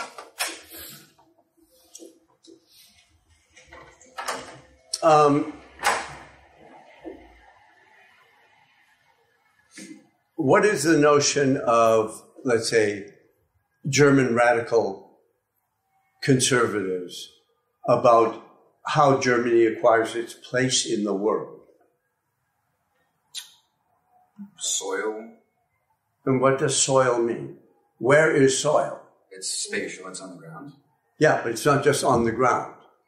If you really want for Germany to have its place in the world, what soil are you going to need? All of it?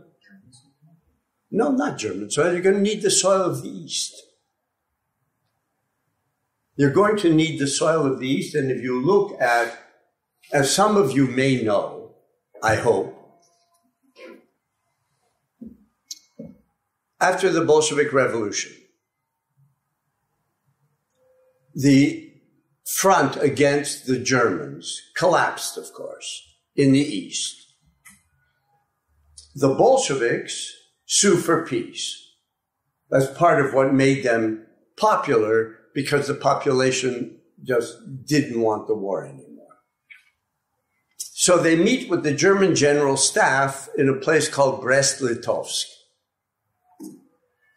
The Treaty of Brest-Litovsk gives to Germany essentially the Baltics, White Russia, Ukraine, and a chunk of Russia proper. Everywhere where the German armies go in World War II. What saved, in quotation marks, the revolution was the victory of the West. The defeat of the Germans in the West meant that the Treaty of Brest-Litovsk never came into being. But the expansion of Germany, now that kind of expansion, necessarily, because it's not the expansion of a country that views itself as having formal citizenship, right? It's ethno-national. Well, there are people there. So it's always tied to racism. Always. Right? The Germans are on top, which means you take a look at, the Nazis in Eastern Europe. The Jews have to be exterminated. That's a different category. And I've written about that. But the Jews are to be exterminated. The Poles, etc., are to be dominated. And you do that by killing all the intellectuals and basically trying to turn the rest of the population into a helot population. Right? So you're going to have this hierarchy of races. Right? So the racial dimension and the spatial dimension with the Germans go hand in hand. With the Soviets, I think it's more complicated, but if you look at Lenin's notion of breaking capitalism at its weakest links,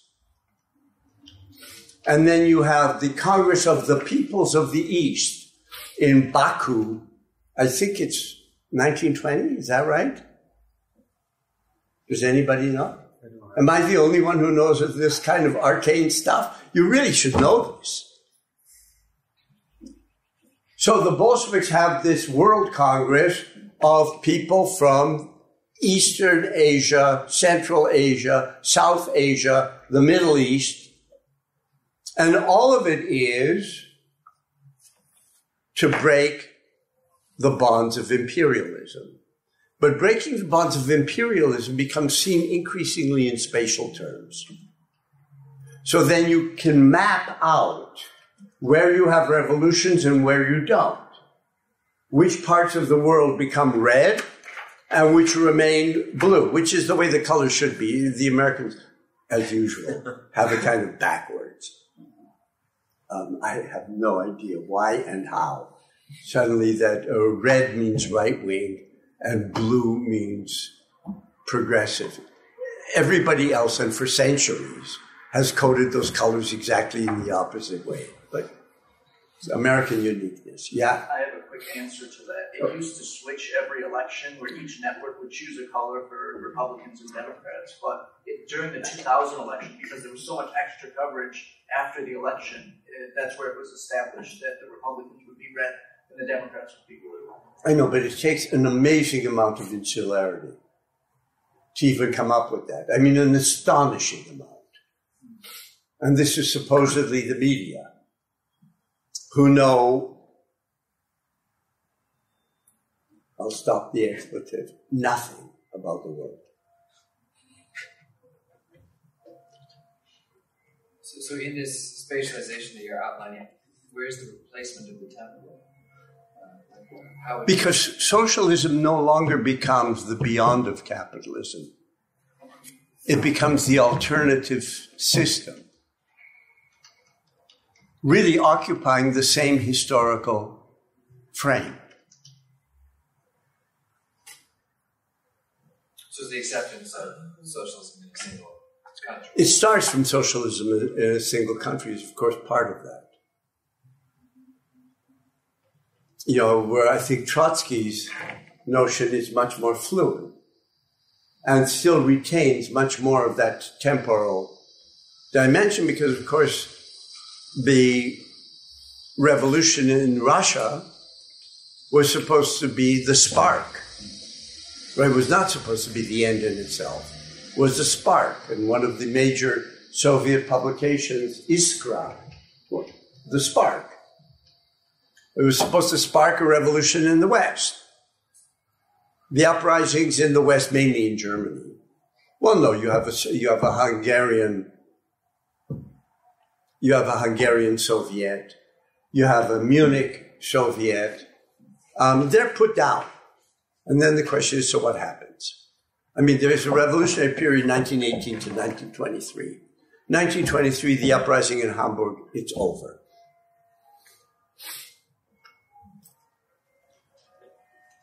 Anyway, we've gone off on a tangent. We started with emancipatory and politics.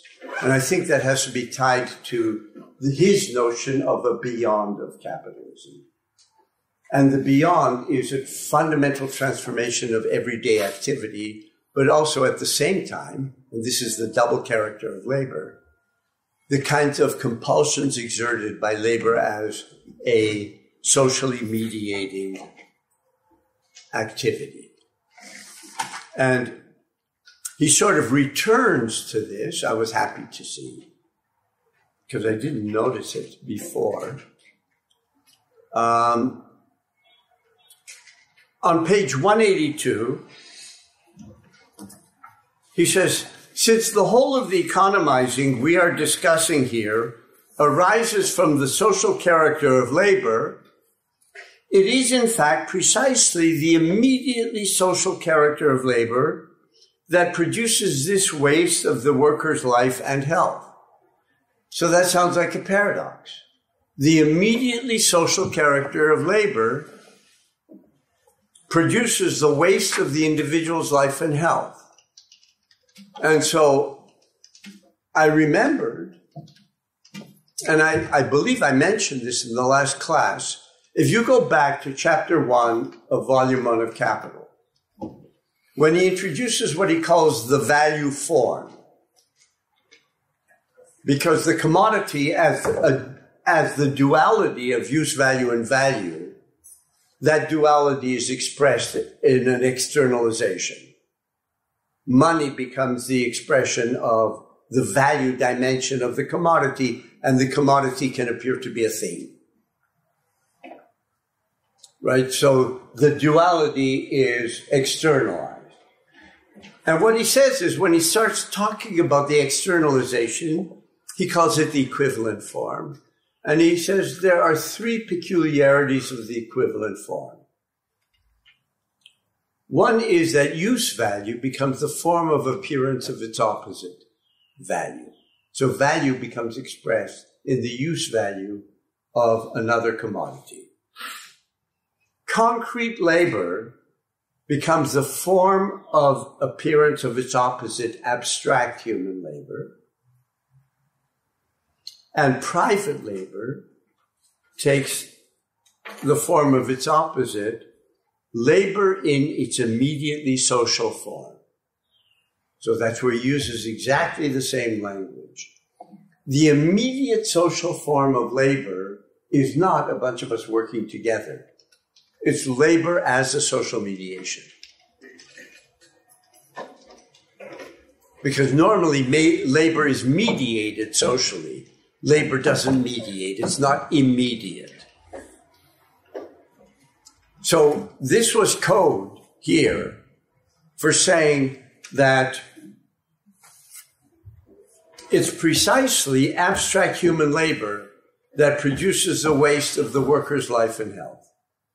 I've just plugged in abstract human labor for immediately social character of labor. This is what I've been trying to get at with the notion of labor as mediation. Kelly, you looked like you were going to say something and then you stopped. So I was just thinking, he's saying immediately mediated.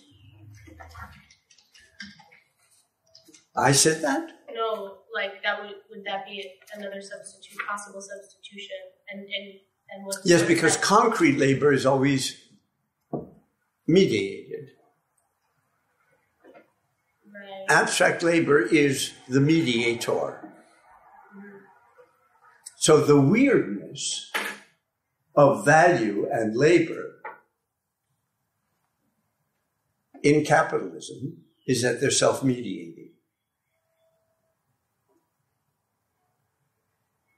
This is not easy stuff. And it's alien. Really? Alien. And it really has very little to do with your grandparents' Marx. Yeah.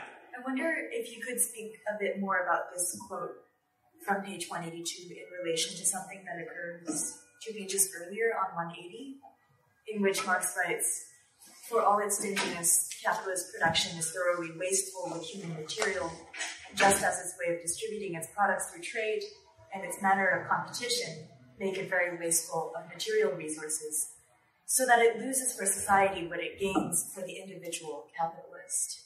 Which on first gloss seems to be this funny triangular relationship between individual development on the part of the worker to the development of society as a whole, which we got on 182, versus here where we're talking about the individual capitalist. But more generally, I wanted to ask you about why Marx has chosen to use the word waste in these contexts. Is it something that he wants to make imminent to the language of the capitalist who's making these kinds of calculations? For example, an activist working down the street at University Church would clearly take this same anecdote about the coal mining and the children and make an ethically charged comment about not the waste of human life, but simply the wrongness of taking human life. So I wanted to ask you about this language that Marx is using in this context as well. I think that's fair enough. I think I've got to try to channel Marx now. Okay, so I'm not sure that my channeling will do justice to the theory. I think the theory is suggesting that ethically charged isn't enough. It's simply not enough.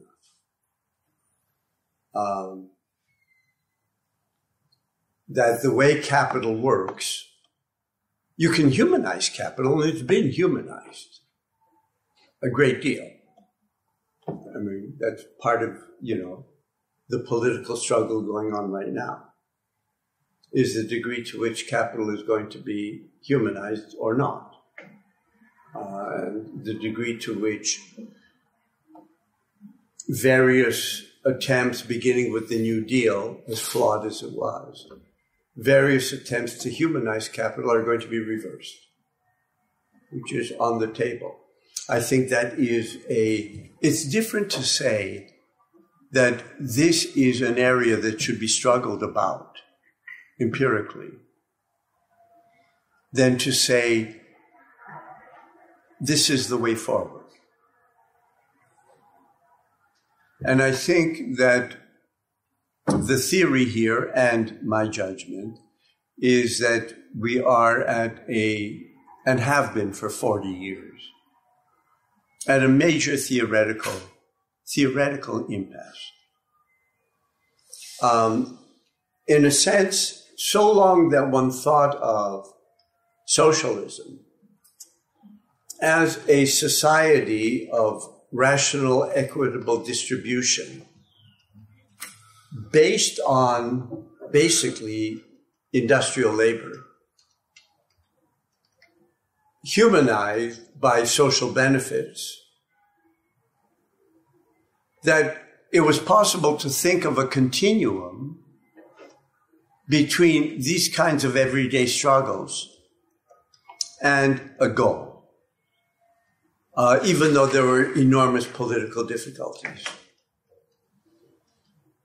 If, however, one says that the tendency of capital in the last 40 years is to render more and more labor superfluous, then we're dealing with a very different problem. We're dealing with the problem of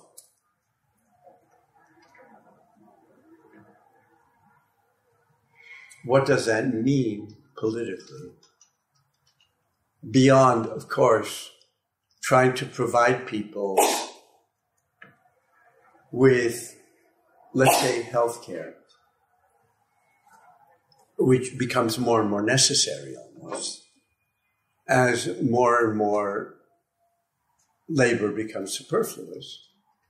But what does it mean conceptually? If you don't have a good vision of what a beyond of capital would be, when the beyond of capital no longer can adequately be thought of as the rational organization of industrial society. If it can't be thought that way, if you no longer can think, reading the Communist Manifesto, that the working class just continues to grow, you can't think that anymore. You really haven't been able to think that since 1970. And, I used to have arguments with people who said the working class has not shrunk, it's simply been globalized. Look at the enormous growth of the Chinese working class, which is true. Except that I'm talking about a secular tendency which is kicked in China. The Chinese working class is in fact not growing anymore.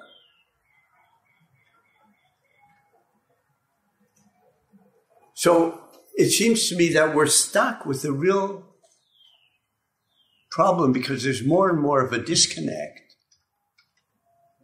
between ethically charged and the idea of what are the potentials that open up.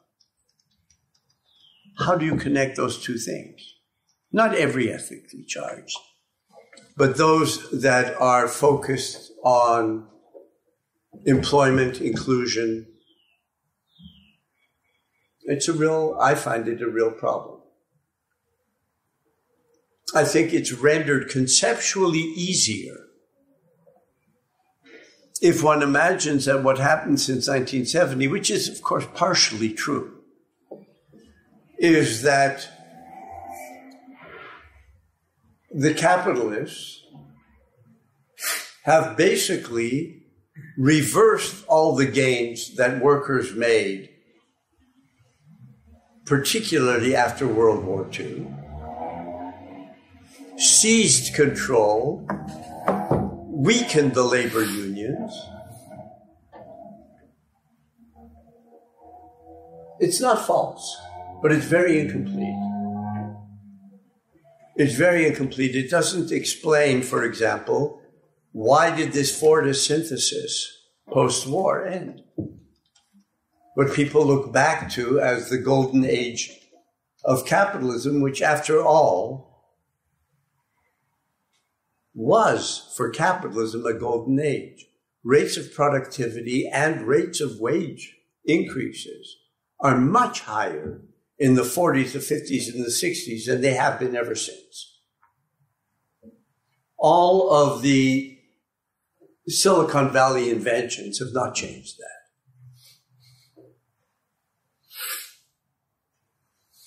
So the deeper question isn't simply who seized control.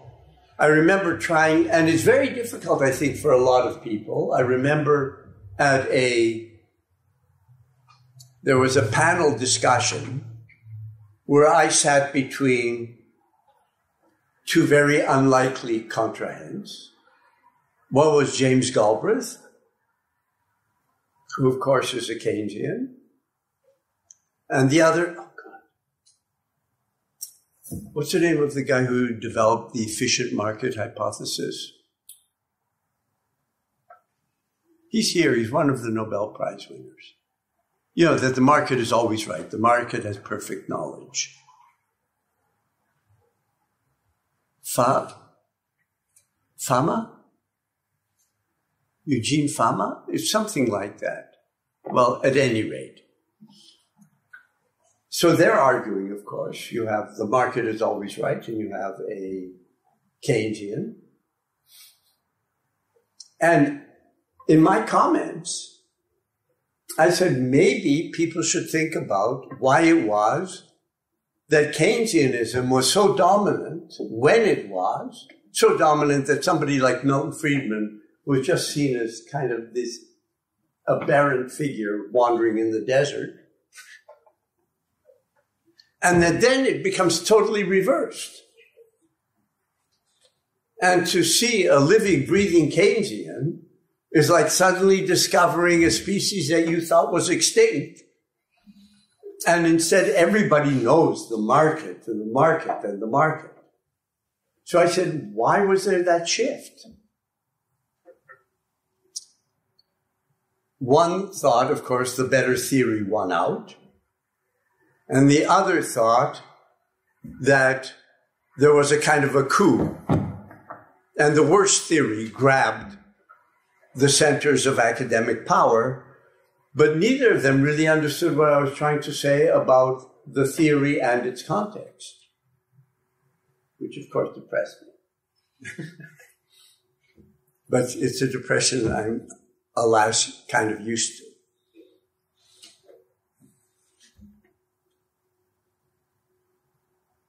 There is a different kind of ethical dimension. And the ethical dimension is it at all possible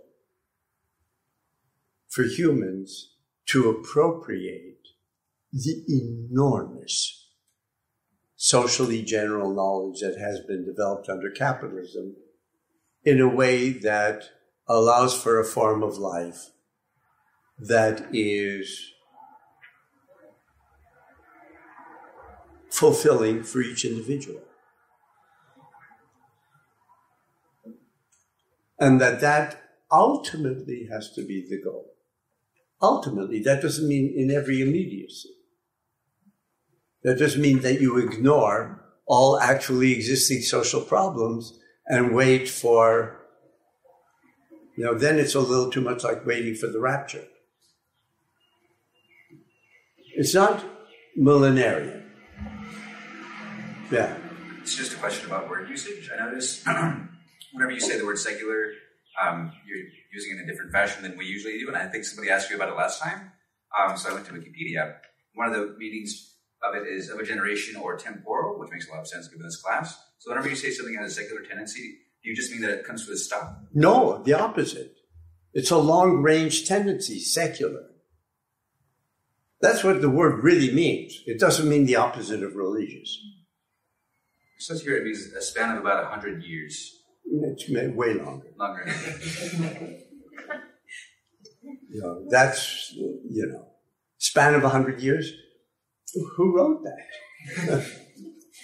They're quoting Zuckerman, Phil, Shook, John, Ed's Introduction to the Study of Secularism, the Oxford Handbook of Secularism, Oxford, UP. Well,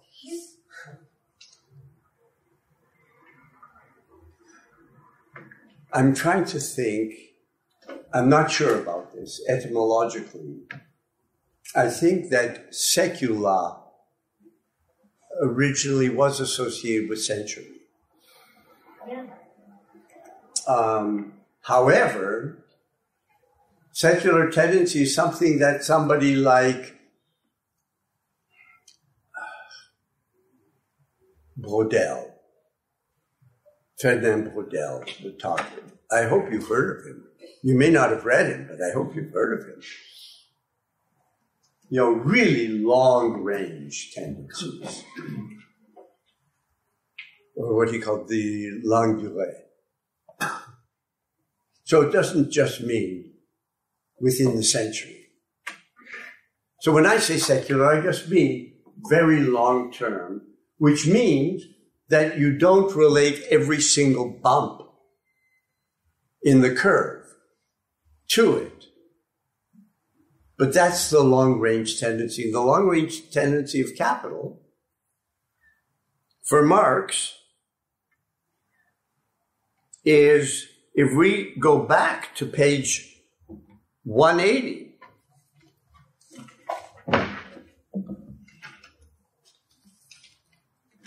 if I can find it.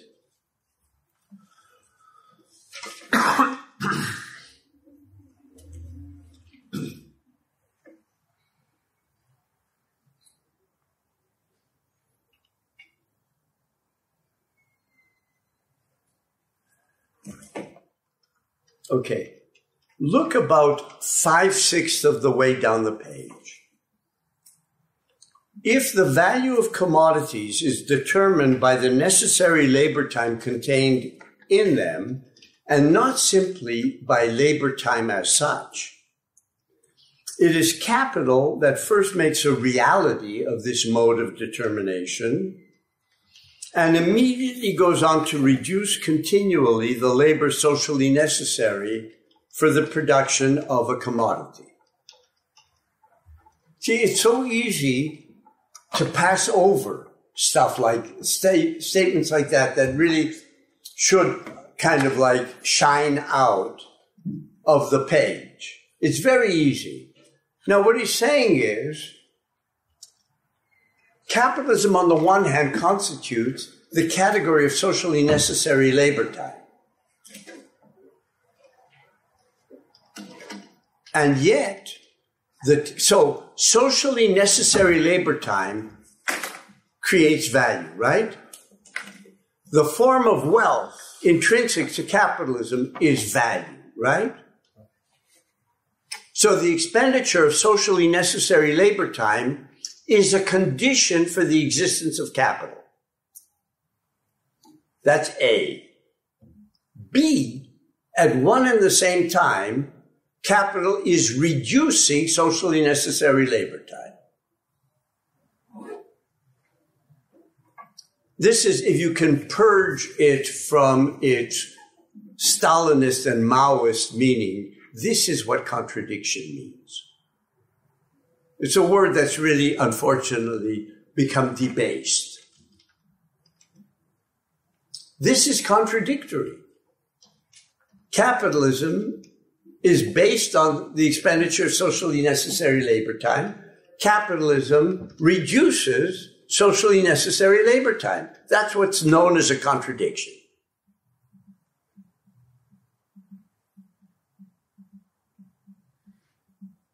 The whole point of the theory is that capitalism is generative of potential that in capitalism is used to crush people, and that could be emancipatory. That's what dead labor is. So the logic of the trajectory is that proletarian labor becomes anachronistic. And here's the heresy. If you really read Marx carefully, the real condition for socialism is the abolition of the proletariat. It's not simply the abolition of the bourgeoisie. That for sure.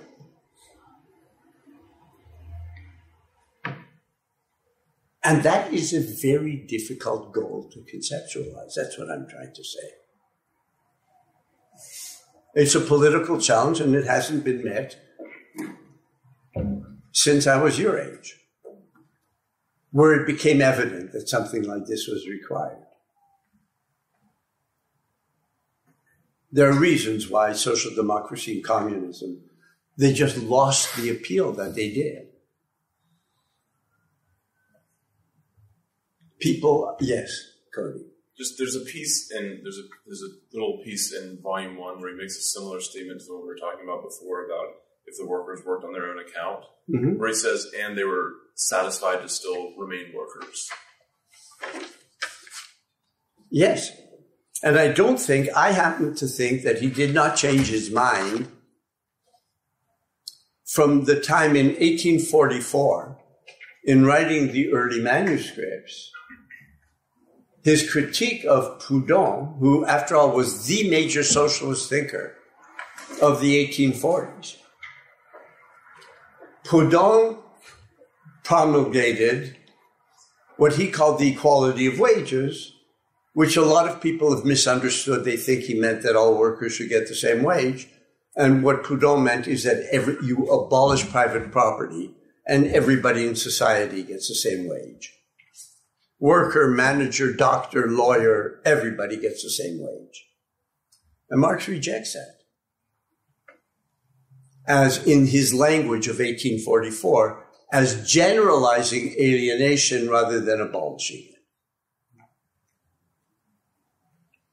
So he's very clear there that abolishing private property is not a sufficient condition for what he's got in mind. Conceptually, it's much easier to imagine abolishing the bourgeoisie, however difficult that would be in practice, to what it would mean the abolition of proletarian labor. And what a post-proletarian, you can imagine a post-bourgeois society. And you could say, well, the problem with the Soviet Union was it was undemocratic, and if we took it and we returned to workers' councils, etc., if it was more democratically organized, that would have been different. But what Marx is saying is different than that. It's not the democratic administration of proletarian labor, it's the abolition of proletarian labor, and capital is going in that direction. And it's a simultaneity of holding on to proletarian labor and abolishing it that creates superfluity. Much. Yeah. One thing is to say that that labor is the possibility of the emancipation. But the emancipation of the value means also the abolish abstract time. Maybe. I wouldn't try and abolish abstract. There's some things that if they disappear, they disappear. I wouldn't try and abolish abstract time. But the question is whether abstract time has to be a form of compulsion. That's the real difference. Because my question has to do with if that labor is the possibility of the emancipation, I don't think that a society free from labor or abstract labor would necessarily think in terms of saving time. It means that... that could be. It doesn't mean that we need to produce things in faster 10 and faster. seconds. Right. No, that could be. But that is time as a compulsion. So when you say when you say abolish abstract time, you meant as a compulsion. You didn't mean that we should throw out our watches. I'm not so sure about this. Who has watches anymore anyway? I know. I can't stand just to look at the time like this. But as Besides, watches are beautiful things. Yeah.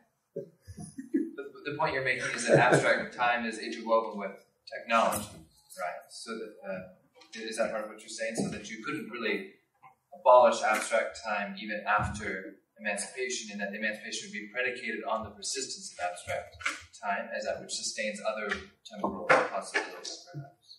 Is that? I'm not sure. I doubt if there could be. Let's be utopian for a second, okay? One of the things the much despised financialization has done, positively, there are very few, but positively, it's actually, if you think about it, a perverse mode of global regulation. Right? The knowledge has to be global right away. You fight over, millions of seconds. But it kind of is this knowledge which is used against us. But this knowledge, it creates like the nerve system of a global world. If there were a global world, a really global world, could you do away with uniform time? Probably not. The question is whether that uniform time has to, as Daniel was saying, has to exert the same kind of compulsion. And I'm not sure the compulsion is the technology. Oh, no, I wasn't saying that. Oh, okay. Technology becomes the possibility. Yes. It's the condition of possibility for something beyond compulsion. Right. And the difference between this, I once did a paper on, I compared two very unlikely people. Ernest Mandel, who is this major Marxist theorist and, the head of the Fourth International, and Daniel Bell, the coming of post-industrial society. And I just played them off against one another because each one saw what the other one did. So Bell has this notion of the emancipatory possibilities of technology. But the only reason why we haven't reached it is because of wrong thinking. His notion of a post-industrial, which could be taken to be post-capitalist society, is absent any reason why we're not there. It's it's really a theory of progress. But he's onto something that you won't find in Mandel.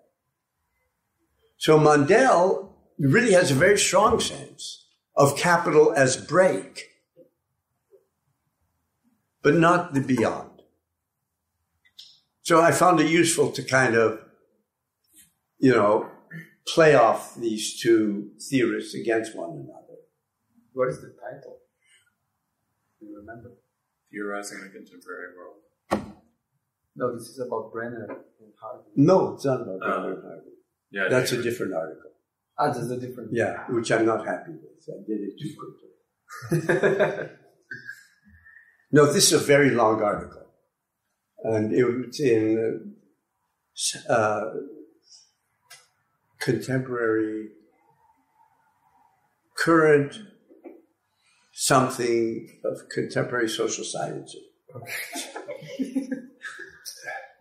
A volume that comes out once a year. So they were willing to publish, I think it's a 60-page article. Contemporary historical transformation. Is that beyond neo-Marxism and post-industrial? Yes. Yeah, that's it.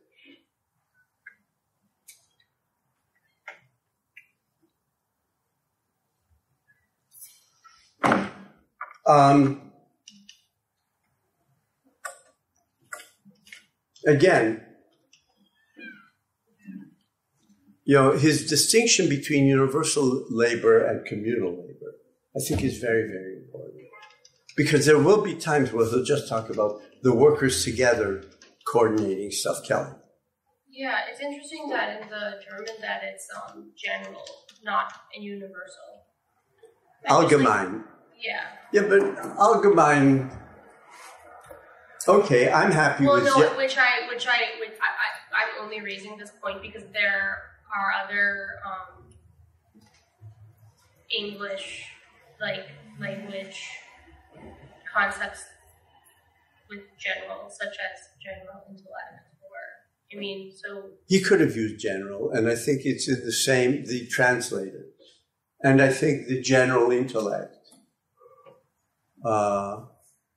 in its own way, expresses that as well.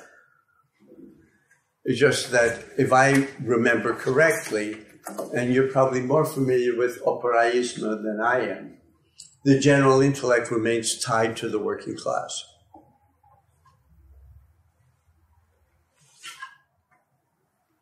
And that's a contradiction for me. But be that as it may, I will soon find that out for myself. I'm supposed to be on a panel with Negri. So. Where? In Nanjing.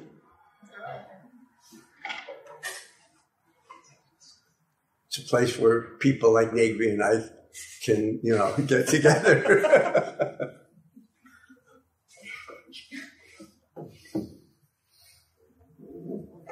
Can I ask just a brief follow-up on this ethical dimension, which you tie ultimately to the service of human fulfillment, I think was the phrase that you used. In this passage on 182, Marx writes that the squandering of human beings is not only the squandering of flesh and blood, but nerves and brain as well. And I think there are probably at least a couple of ways in which to understand his conception of nerves and brain. The most basic of which is simply nerves and brain in service of coal mining or in service of a very particular kind of labor. But would you read this also as a beginning or a kind of reaching for some notion of human potentiality? For sure. That kind of labor. No, absolutely. But what happens is that full human potentiality is created in a form that oppresses most people. So he doesn't see capital as being simply these billionaires who are pocketing, as a kind of, extortion and robbery, which he thinks it is as well. But fundamentally, capital creates human capacities that should be available to everybody. And I think that is his way. I mean, he has many interlocutors. Certainly Adam Smith is one of the most important. Now, Adam Smith, in The Wealth of Nations, in the first part of the book, everything is about how everybody is benefiting from the division of labor. In the second part of the book, he talks about that the division of labor creates a population which, I think the quote is, as stupid and ignorant as human beings can become. The only thing, and for Adam Smith, it's a dilemma. They play off against one another. It's a dilemma, and he's writing in 1776. I think Marx is trying to get beyond that dilemma. I think he takes it very seriously. Whereas all Adam Smith can come up with, and this is historically adequate, is public schools, is an attempt to ameliorate the effects of the disastrous effects of the division of labor. And Marx is saying that this division of labor doesn't have to be the condition for high productivity, which it was in Adam Smith's time. Does that help? I'm not sure. Can you get beyond a purely negative conception of potentiality as simply emancipation from these forces that you described? No, because this knowledge is socially general. It's not the knowledge of artisans or secret societies.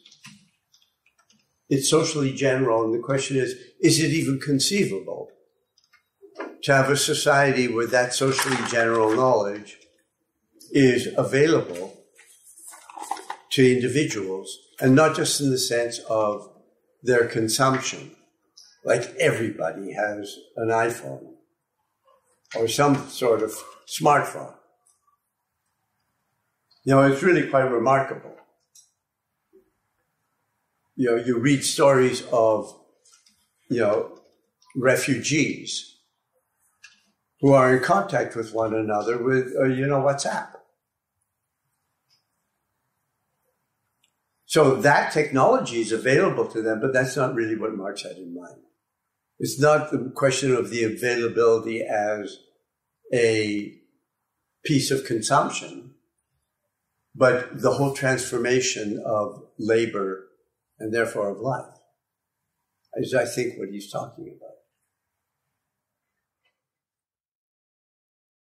We'd like to thank you for listening and invite you to listen to Moishe's other lectures and engagements.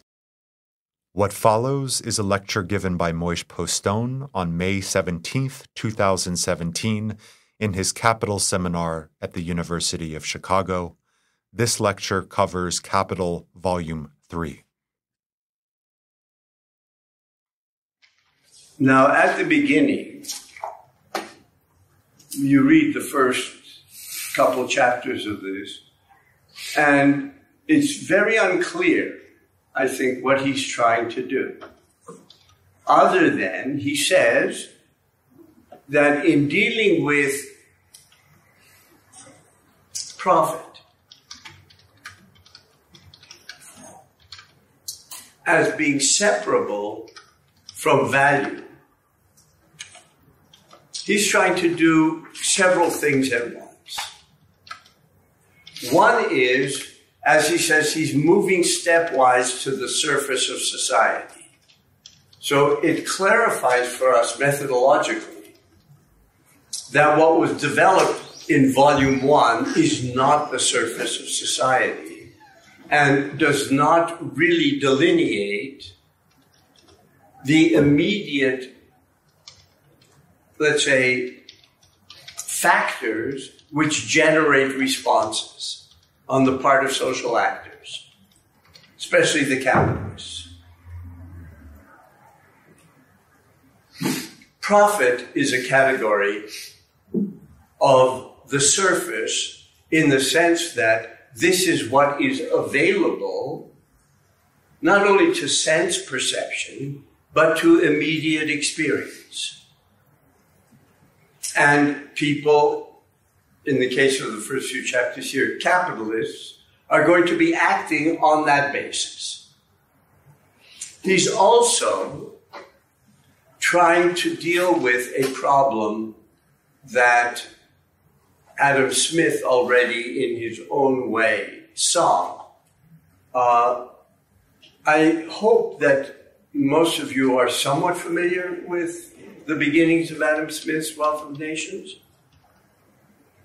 Well, to put it in a nutshell, in the first few chapters, Smith talks about value as being tied to labor.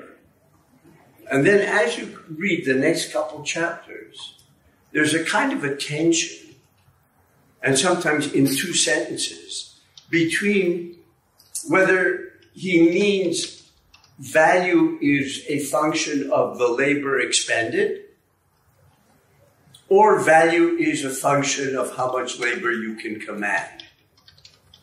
And at first that doesn't seem to be much of a difference.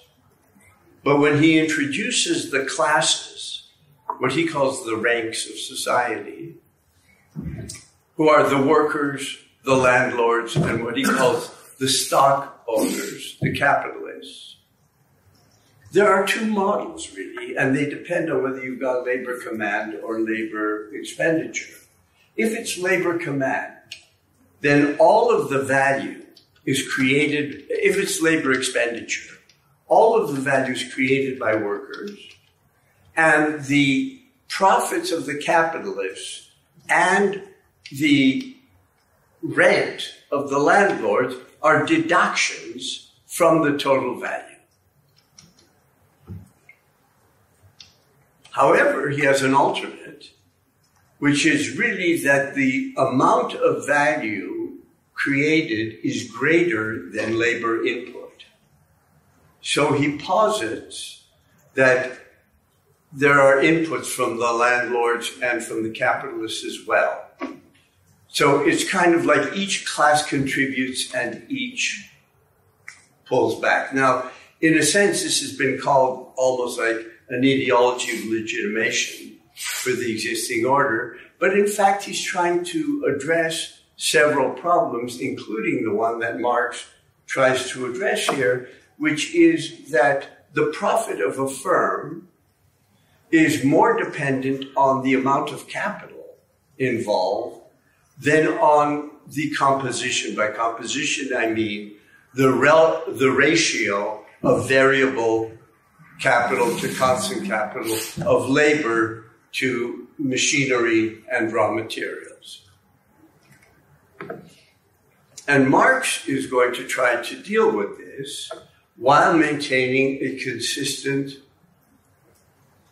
labor theory. Okay? Yes? No? Maybe? And this is what we're about to get into for the first time? No, we've been getting into it.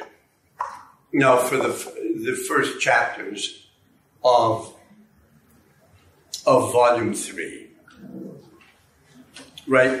First, very slowly, when he introduces cost, price, and profit, that for the capitalists, for their experience, they have their costs, which in Marxist terms are C plus V, constant capital and variable capital, and he calls that cost price. And then they've got the profit. And at first, the first take on profit is that there's a range between the actual cost in terms of labor output of the commodity, which is C plus V plus S, the surplus. There's a range between that and the cost price. And that spread is where competition takes place. So it is possible to undersell a competitor and still make a profit. And then he says something that for us, I think is very interesting. He says, if a commodity or commodities are sold below their full price, meaning C plus V plus S, that surplus is simply distributed differently. So there's something he's hinting about the surplus value which isn't generated by the individual firms. Are you with me? For the capitalist, in looking at their cost price, the difference between the factors of production are whether they're circulating or fixed in terms of their costs. Fixed and circulating capital as categories disguise the underlying difference between labor and objectified labor, C. So what we're dealing with are a series of fetishes that are based on the immediate experience of the capitalists.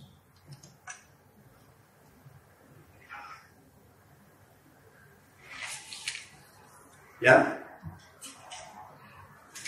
This, I think, we've gone through fairly extensively, and then he introduces the rate of profit, which is going to become important. And whereas the rate of surplus value is S over V, the rate of profit is S over C plus V. right, is the profit over the cost price. Now, S over V is something that actually doesn't concern the capitalist. As we'll see, it's actually quite irrelevant for them. But just as a side point, which I've made before, S and V, in Marx's terms, represent the new value that's created, as opposed to the value that's already been created, which is C. So the rate of surplus value is a ratio of new value. That part of new value that goes to pay for the workers, and that part of new value, which is surplus value. This, of course, is all hidden once we start talking about profit. And V actually does not represent, there isn't an exchange really between the workers and V, which is the way that we've been dealing with it up to now. Rather, the capitalist pays the workers wages, which is for the value of their labor power, and in return, the capitalist gets new value. And that new value is S plus V. However, the fetish associated with wages is such that workers and capitalists don't realize that the workers are not paid for their labor, but for the cost of their reproduction, which has got to be lower than the amount of labor they expend. Otherwise, there's no point. Right? And once again, the value of labor power can go down while the standard of living goes up. It's not really an argument about the standard of living. Right? If you have productivity that decreases the cost of means of reproduction, whether it's food or clothing or shelter, then the value of V goes down.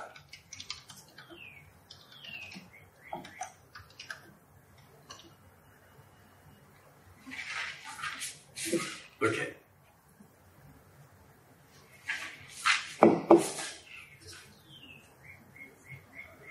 As a corollary to what I was saying before, Marx's critique of the Ricardian school, David Ricardo is probably the greatest successor to Adam Smith, the following generation. He wrote his Principles of Political Economy, which very consistently tries to ground everything in labor and to smooth out inconsistencies in Smith. And Marx is saying that the problem with the Ricardian school is that it seeks to present the laws of the rate of profit directly as laws of the rate of surplus value. Now, this seems to be just a technical issue, but it's not. So Marx is saying that you're making a mistake analytically by beginning with profit and thinking you can go backwards from profit to surplus value. You can't. Now, this is going to be true of a lot of Marxism as well.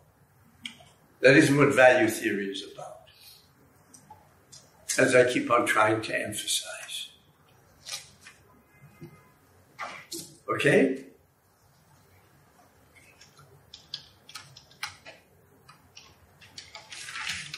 And finally, in that chapter, he's got Ricardo, and now he goes to Hegel. And basically, for the capitalists, in their experience, it's capital itself that's generative of profit. So capital itself becomes the Hegelian subject. In the experience of the capitalist. Yes. And basically, the way workers understand it as well. Because for workers, and he emphasizes this over and over again, wages also appear to be payment for a full day's work. They'll fight about the level of wages, but the source of the ongoing surplus remains opaque. Yeah, good. Could you talk a little bit about the difference between the use of Hegelian language in Volume 1? Because that seems to be more describing the sort of hidden essence of things as Hegelian, is sort of the self-moving substances. Where here it seems that it's on the surface. Like you're saying, it's in the experience of the capitalist and the worker. I'm not sure that in Volume 1 it's the hidden. Because all of Volume 1 is on an essential level. I just always found it interesting, and I don't know anybody else who's noticed it. Here in Volume 3, he says something about Hegel. I think he takes Hegel's name and uses it. In Volume 1, he doesn't. Mm-hmm. In Volume 1, he introduces the concept of capital. I forget which chapter. And he calls it self-valorizing value, which already gets you this sense of this automatic subject. And then he uses the language of it's the self-moving subject, it's the self-moving substance that is the subject of its own movement, which is exactly what he's doing, is quoting Hegel from the Introduction to the Phenomenology. And I guess Marx assumed that everybody would get the reference. In fact, almost nobody has gotten the reference. At that point, I think what he's saying is that the Hegelian subject, and I've argued this, is valid,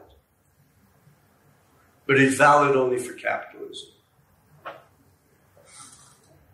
In other words, it's only capitalism that has this kind of dialectical logic of history, which Marx grounds, which means that anything ungrounded doesn't hold, as far as he's concerned. So, I've argued that in Volume 1, what he does is he takes apart the idea of history with a capital H. That there is a sweep of all of history. Hegel being, of course, the best-known proponent, other than Enlightenment thinkers of progress. Right? So what Marx is doing is he's saying that history, with a capital H, all of history, doesn't have a logic. Capitalism does. So he's grounding the Hegelian categories in the movement of capital. And in the kind of immediate experience of that. Also. Okay. Also now in Volume 3, in the experience of Marshall Berman's, the title of his book, all that is solid melts into air. So in a way, there's a turn that Marx does that is missed by a lot of the wars of the last 30, 40 years, academic wars. There is no logic of history as a whole, according to Marx. But also, you can't say that history as a whole is contingent. It's like Marx is writing a critique of Nietzsche avant la lettre, before Nietzsche lives. There is no single unifying principle of history, whether you call it logic or you call it contingency. So there's not transhistorical logic, there's not transhistorical contingency either.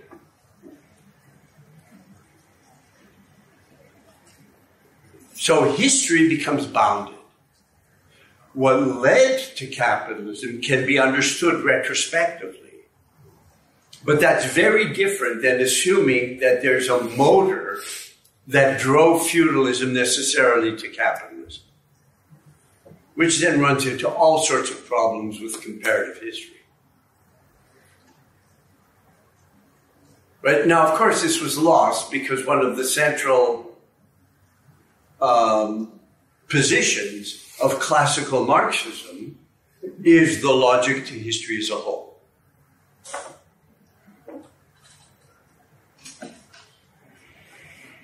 You know, and then 100 schools of thought that have blossomed to show that it's not the case. Whether they're historians or anthropologists, to show it's not the case. And I'm suggesting that Marx said that a long time ago. Except, instead of simply saying there is no logic to history, and here are some counterexamples, he says there is no logic to history, but the reason why we think there is because there is a logic to capital. So that you remember people reading the early Marx think that what Marx does is he takes Hegel and stands him on his feet. You know, where Hegel talked about the ideal subject, it's actually humans, which is Feuerbach. But Marx isn't saying that here, I suggest. He's saying what's rational about Hegel is that it's idealist. Because his forms are abstract and they become independent of individual will. And the difference between materialism and Hegel's idealism is that neither can get the idea that you have social forms that have this logic, that are abstract social forms. Materialism, whether the old 18th century or the new materiality, really can't deal with abstract forms as social. Isn't it really weird then that he's saying that this corresponds in some way to the experience of the immediate actors here?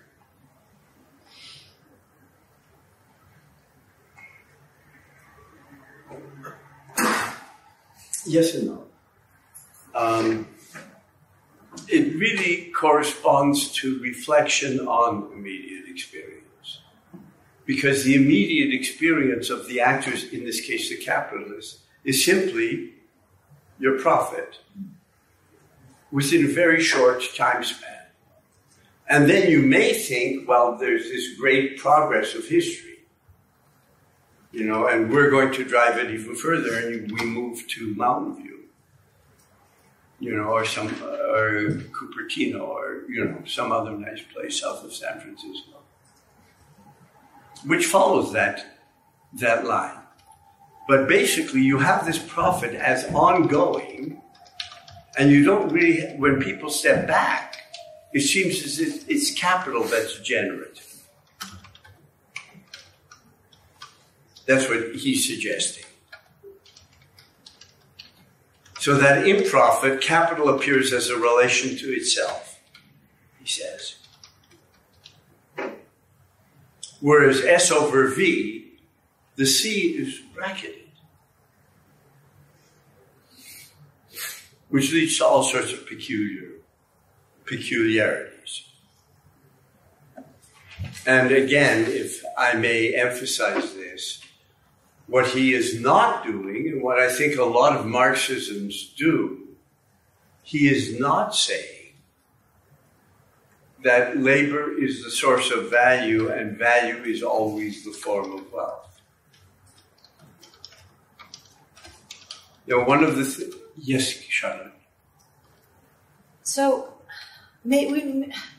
Marx maybe goes over this in Volume 1, but I'm really struggling to remember. This question of where the surplus comes from in his critique of Smith. I guess what I'm wondering is, does Marx respond to the argument, because I can't remember, the argument that the capitalist, in some capacity, is adding value through like a historically specific assumption of risk, or sort of taking on the liability of the enterprise. I mean, I know Marx describes like cooperation, for instance. He's taking the surplus that's created by the laborers, and that's Marx's analysis. But if all of the actors involved attribute an added value to the capitalist, or not value in the socially necessary labor time theory of value, but attribute the surplus as coming from the capitalists. And if the capitalists and the laborers acknowledge this, I guess what is Marx's response to that? Like, then what's the standpoint for an access to a more fundamental reality at which his theory of value is operative? Do you know what I mean? Yes, I know what you mean. Okay. Everybody know what you mean? Good. I guess I'm just not quite sure how you... Let me try to respond. Okay. Defend against that argument. Yeah. And I'll begin by making the point that I was about to make before I called on you. And then I'm going to see if I can segue to a response to what you're saying.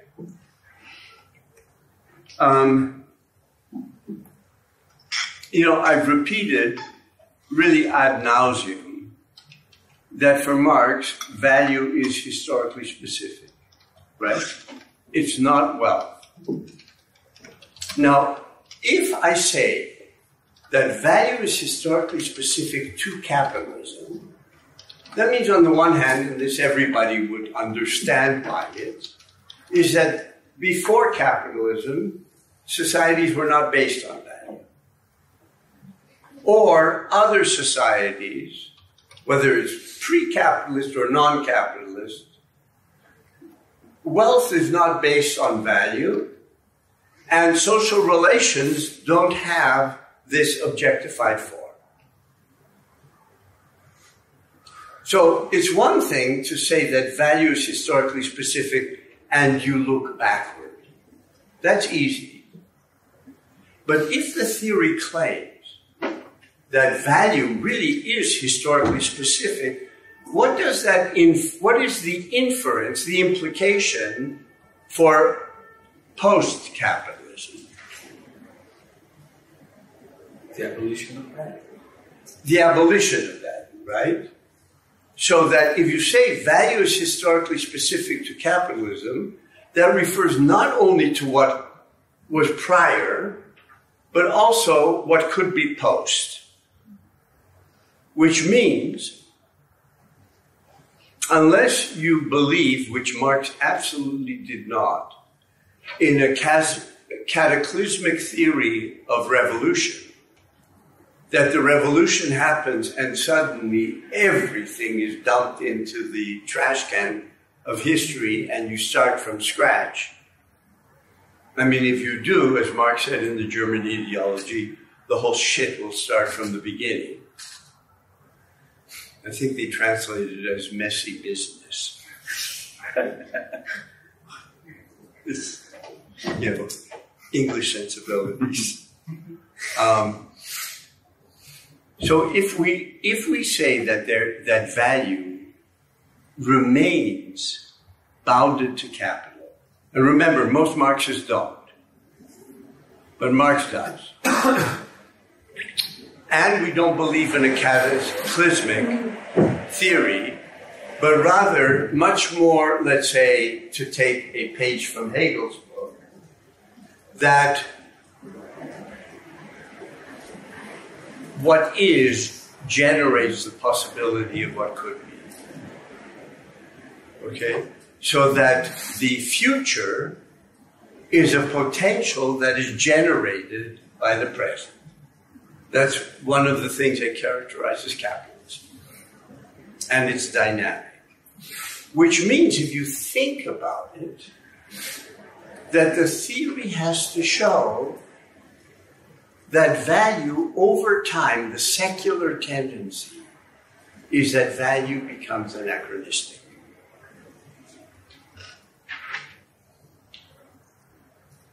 Does this make sense to you? Yeah. To say value becomes anachronistic means that proletarian labor becomes anachronistic. On the one hand. On the other hand, Marx has posited that value and proletarian labor remain as the defining heart of capitalism. So you have, for those of you who remember your high school physics, you have a kind of a shearing pressure. Right? You don't have an automatic development. You have a situation where at one and the same time, value and value-creating labor become anachronistic and are necessary for the system, which then begins to really twist the way the whole system looks, I would suggest. Now, as long as you think that Marx is a classical political economist, and he is trying to explain profit, then you could argue, and these arguments have been going on for 200 years, that capitalists add. And the usual response is, see, most of the argument is, are workers the only source of wealth? Or do capitalists contribute to wealth? Either by their stock, that's the older version, or by their willingness to take risk, and they put themselves on the line. I guess they put themselves on the line for a golden parachute. Which is a very funny argument about risk there. But that's not the point, the way I'm trying to read Marx. It misses the point. The point is the trajectory of what a system based on value generates, which is this increasing levels of productivity, the rapidity of change, the growing application of science and technology, but more, the growing emphasis on science and technology that then can be applied. On the one hand, and on the other hand, a system which is getting increasingly screwed up because of what I call the shearing pressure. So that capitalism is generative of the possibility of a society without value, which would mean, in Marxist terms, a society not based on proletarian labor, while maintaining it.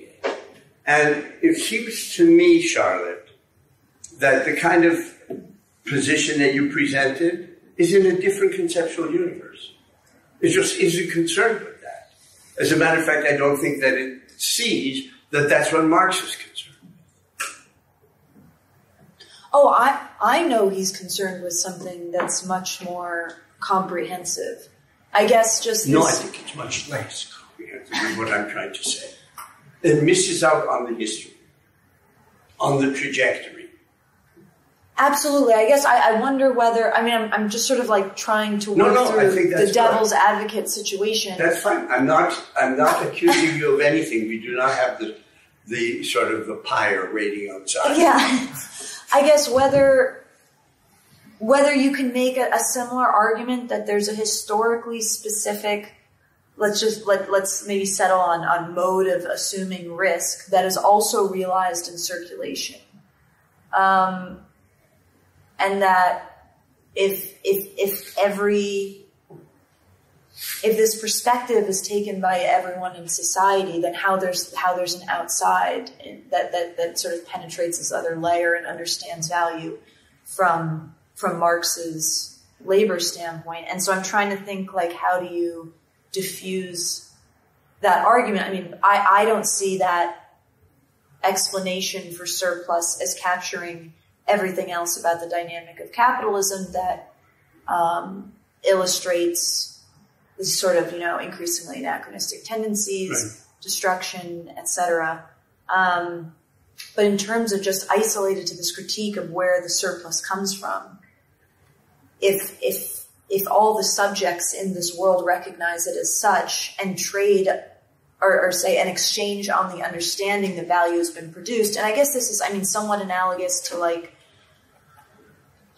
to sort of maybe the argument that Bill's making about fashion and value, that there's this sort of immaterial other thing that's recognized by the participants in the system as being value producing.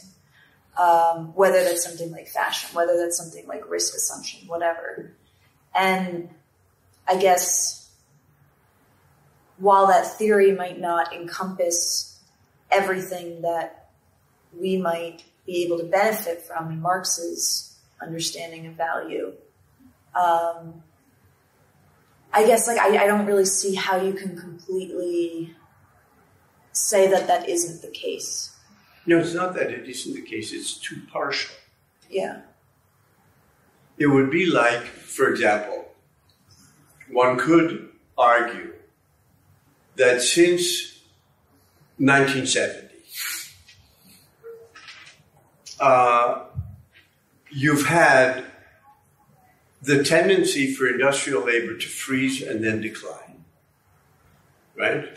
Which was, a lot of people were blinded by that for a while because it was outsourced. So you had more Mexican workers and then infinitely more Chinese workers. And that actually was a short-term fix, if I can use David Harvey's term. Long-term, the bell was sounded in 1970, December the 17th. You have the decline of industrial labor with the enormous political whiplash that's now been generated by that.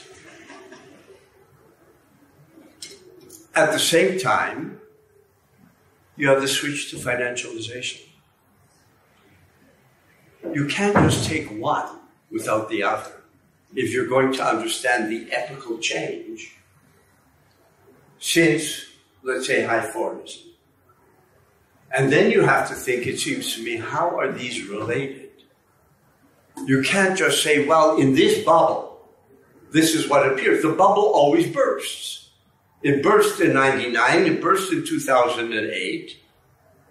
In that sense, if it were just a matter that everybody believes it, you would never have the kind of crisis you do. So it doesn't explain crisis either. We've had many more crises since the 70s than we had in the decades beforehand. So it seems to me that what Marx is trying to do is very different also than what Marxists try to do, against which this position is directed, which is a kind of a labor fundamentalism. Or I think this mistaken idea that capital is really stuff, according to the older theory. But it's not, it's a form of mediation. And now what Marx is trying to say, if we get there, is that capitalists do add to profit. But profit isn't the same as surplus value. And what I've been trying to do in dissecting this is trying to continually remind you and ask you, what difference does that make? And my, let me call it, working hypothesis is that volume 1 is about this dynamic and growing anachronism, is not about simply the ontological centrality of labor. So I'm presenting a position that I think someone like Meister's position doesn't really address. They go beside one another. I guess the reason I'm at, maybe I'm saying, it has me thinking that Meister's reading this risk function and value throughout capitalism in a way that makes maybe the post-70s period seem like a continuation of a longer phenomenon. And so rather than this sort of ontologized notion of labor, which is a whole other sort of problem in among some Marxist thought, that there's this, that I guess you could argue that, like, you know, the crisis of 70s is sort of a liquidity crunch, and it'll explain crisis from a different standpoint, rather than value becoming increasingly anachronistic as wealth is, as sort of material wealth and value diverge. Yeah, I don't think one should stay on the level of economics. Liquidity crunch. Liquidity crunch for half a century. There seems to be a lot of liquidity running around.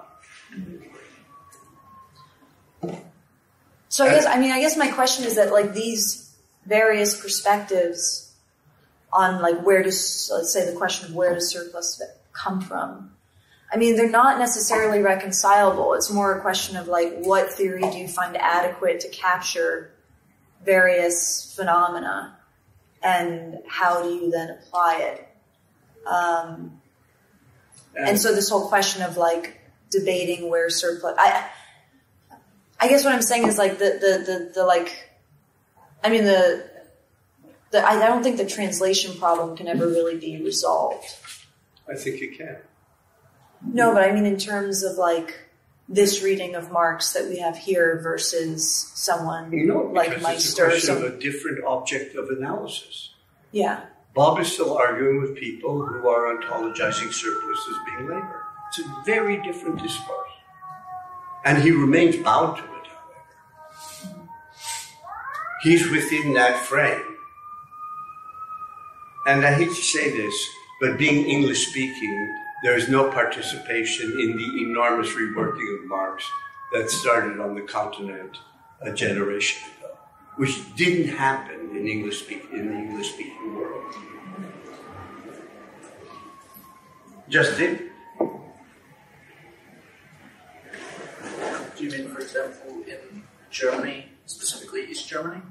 No, not East Germany, West Germany. Oh. Definitely not East Germany. That makes sense. For political reasons. You know, there's been this reworking of Marx that now is spreading to the English-speaking world, but then it's small groups of people who are working on the previously unpublished manuscripts. Yeah, no, I mean, everyone has their own theory of value these days, but that's, The question is much more, what are you trying to explain with the theory of value? If you're just trying to explain the surplus, and if surplus for you is profit, then you can go in a million different routes. And I'm saying, this is a different theory than that. It's really a different theory. So it depends on what you regard as being the object of analysis.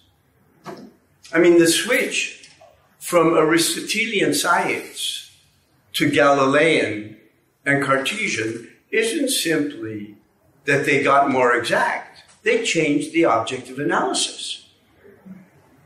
Right? Aristotelian science is about the qualities of things. Galileo and Descartes don't. It's matter in motion. Period. Everything else is our sense perception.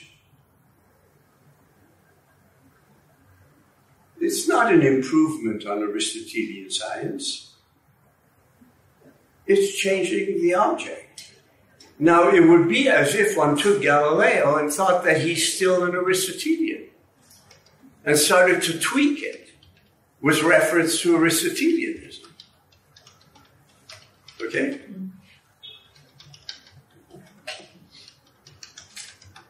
So my Aristotelianism is a big bag.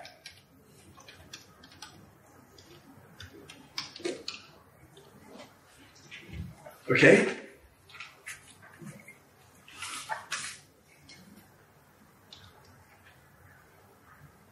Now, if profit is S over C plus V, and right now we're just staying in the narrower, we're going to start moving out of this. profit becomes sensitive to what? Just thinking in terms of that equation.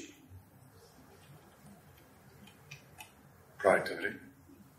It becomes sensitive to C. The value of constant capital begins to play an important role. And this is one of the reasons why, if you will, in responding to Charlotte, I'm trying to say that it's a different object of investigation, because in terms of experience, when you first hear about the labor theory of value, yeah, you say, well, maybe this was the case in the 19th century. It's certainly not the case now. And it's not just people who talk about technology, but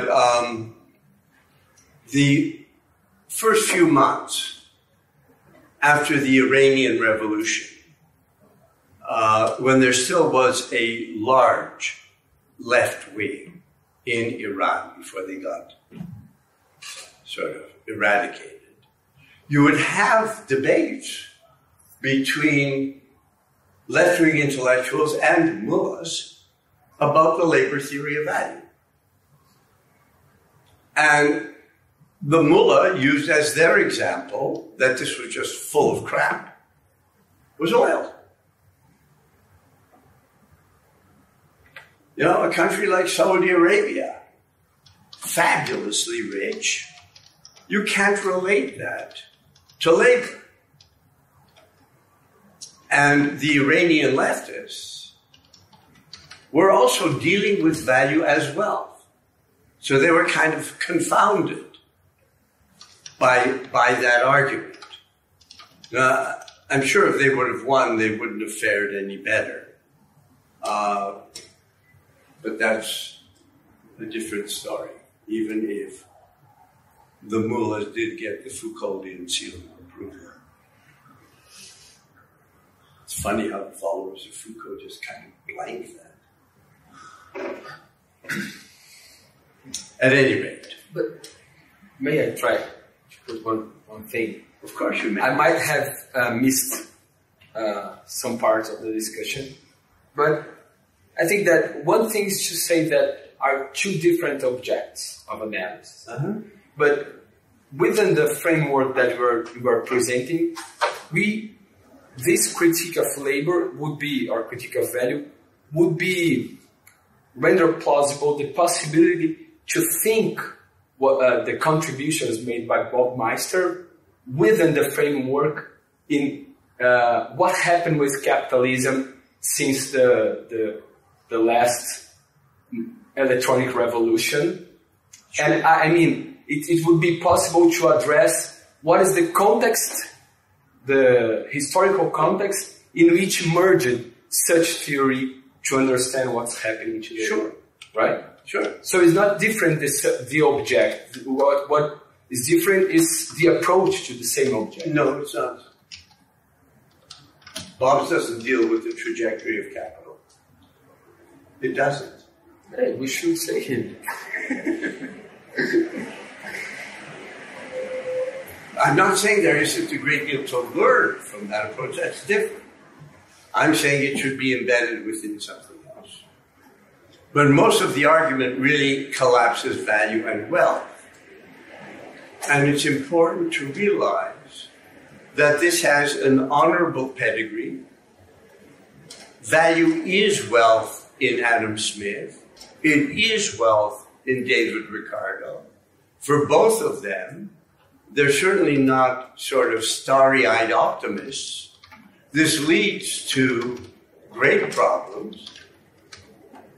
But conceptually, I would suggest, what they don't have as a possibility, which Marx has because he's 2 generations later, is a possibility of wealth production that cannot be adequately grasped in value terms. And yet, if you say that the system still depends on value, then you get the trajectory. Otherwise, you're dealing with the kind of a post-industrial theory that says once upon a time labor really was the source of wealth, and now microelectronics is. So, so it shifts. Wealth production shifts. And it seems to me that the strength of the Marxian approach that I'm trying to outline is that it's both. It shifts and it doesn't. It shifts and it doesn't. So whereas many Marxists, it's like the myth of the eternal return. It's always just labor, labor, labor, labor. And then you have the post-industrialists. And I think that kind of defined a lot of debate for a long time. And I think that Marx would not deny that capitalists are important for wealth production.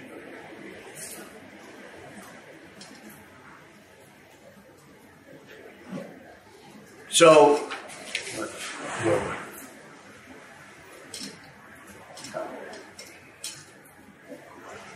thank you. Did it just fall off now, or has it been off for a while? No, just now. Okay.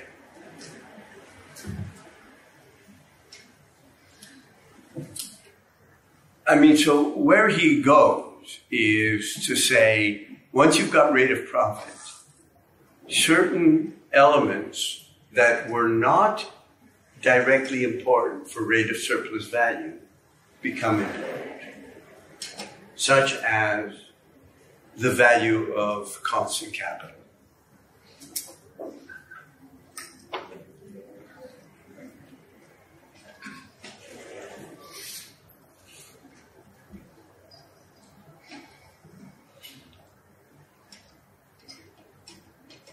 And then he moves to turnover time.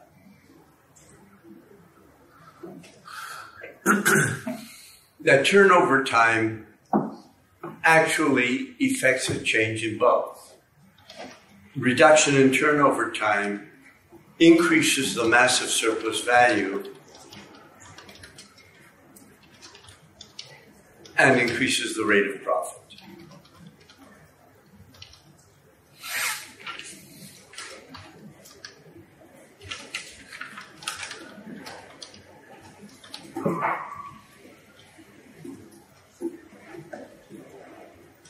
One of the things that I hope that we could work out is it's not enough just to say, how is it that capitalists, based on their own experience, understand profit? But how are they generative of a dynamic that they don't understand? Okay?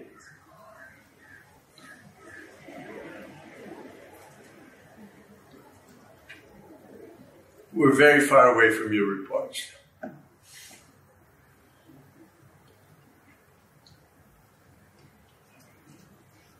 Now, one of the things that he does in chapter 5 is try to show how, on the basis of this kind of fetish, capitalists try to economize. And economization can lead either to prolongation of the working day, or it can work by economizing and therefore increasing productivity.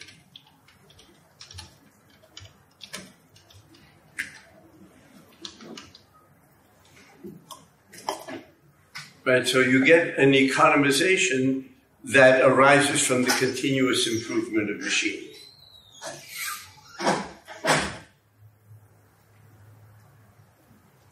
This is different than a general theory that if every person just follows their own interest, it's for the common good.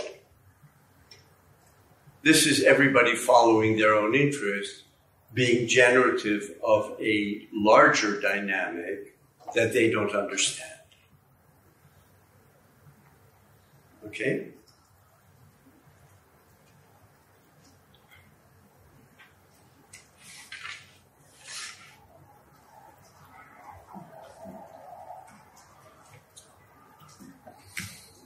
another dimension that is involved here is that the rate of profit doesn't depend simply on those spheres of production that are generative of surplus value, but of others as well. They'll all enter into it, and society becomes kind of like this knit together whole.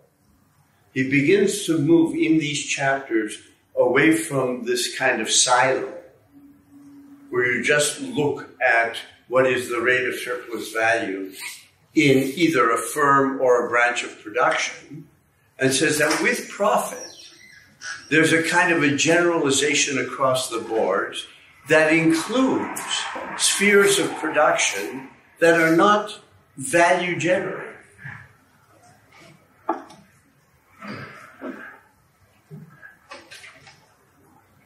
And if you read this chapter 5 carefully, you'll notice there's a kind of a tension between, on the one hand, Marx emphasizing the combined worker and saying things that, for example, the discipline that the capitalist exerts over the combined worker will become superfluous in a state of society where the workers worked on their own accord. So that sounds pretty traditional.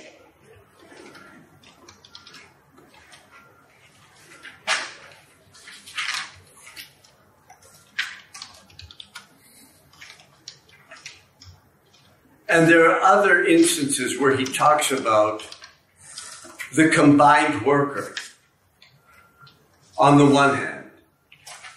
On the other hand,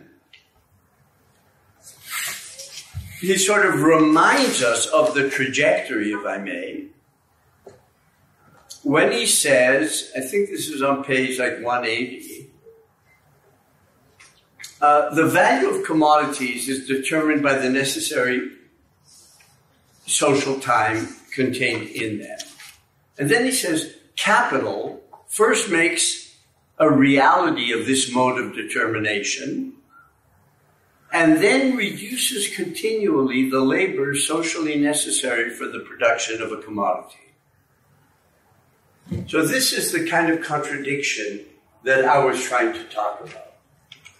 That capital makes a society organized around the expenditure of socially necessary labor time central, defining, and at the same time, its tendency is to always lower socially necessary labor time. Right? And this, in that sense, sums up, I believe, what I was trying to argue about the trajectory of capital in Marx's analysis.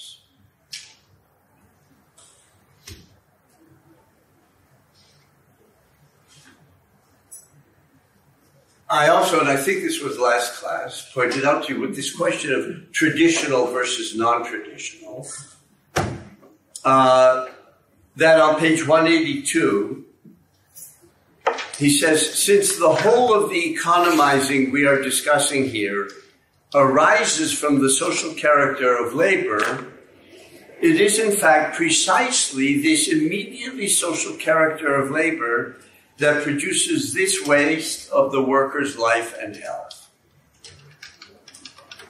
So 2 points that I'd like to make. One is, and we were talking about this last time, that once he starts with economizing, Marx indicates that the tendency of capital is to render things more productive, on the one hand. On the other hand, capital will tend to skimp as much as possible on either workers' conditions or wages. And I pointed out that this is, I think, typical of Marx, that the story of capital is neither the story of the unleashing of human potential, nor is it simply capital as a millstone that grinds down the workers, but it's both at the same time.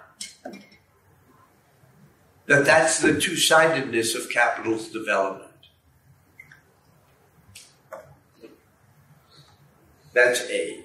B, what crushes the workers is the immediately social character of labor, according to the sentence I just read to you, that produces this waste of the worker's life and health.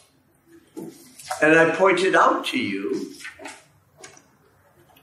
Marx has been sitting and working on this stuff for decades. So all aspects of it are present in his mind. So he assumes that when you read this, you'll go back automatically to volume 1, where he talks about the immediately social character of labor as being abstract labor. Rather than, as most Marxists have it, that the problem with capitalism is that labor is mediated, and what we want is immediacy, which is kind of like the anarchist dream. So when Marx says the immediately social character of labor produces this waste of the worker's life and health, he doesn't mean it directly, of course. But he's saying that it is abstract human labor which is constitutive of this system that crushes workers. Yes? No? Maybe? So when you say that it's not directly crushing the life out of workers, you mean in the individual interactions that workers have with one another, that's not what's causing the soul-crushing kind of... No, but that's not immediate anyway. See, there's a misreading of immediate.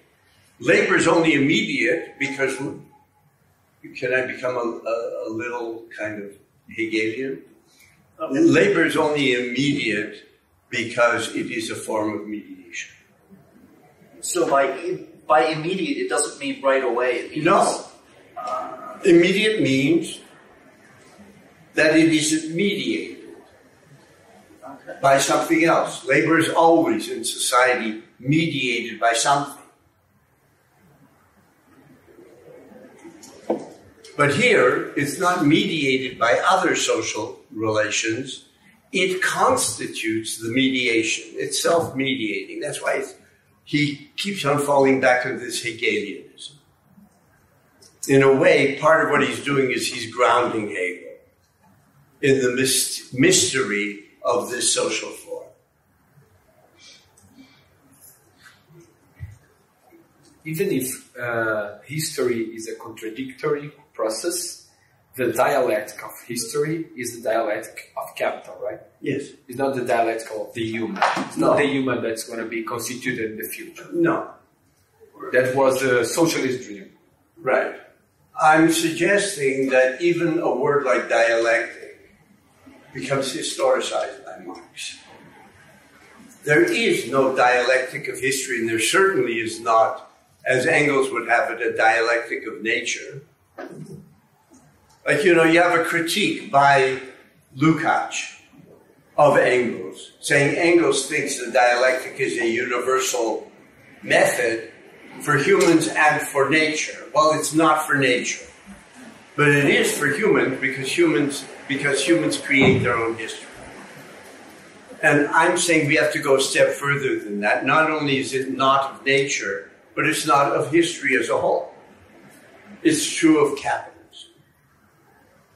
And why is it true? Not because dialectic is some secret method that leftists keep in their hip pocket, but rather the dialectic emerges from the fact that you have social forms that are double. They're doing two things at once. And it's this simultaneity of two dimensions that interact with one another. It's not simply like taking an automobile in the 50s and painting it two tones. There's an interaction of value and use value underlying all of Volume 1. But that means when you look by the end of Volume 1 back to the beginning, what you're saying is the dialectic is there not because there is the dialectic, but because Marx says that this movement of history that we can call dialectical is ultimately rooted in a social form which is double. So in a way, it demystifies dialectic. So I think Marx is a great demystifier.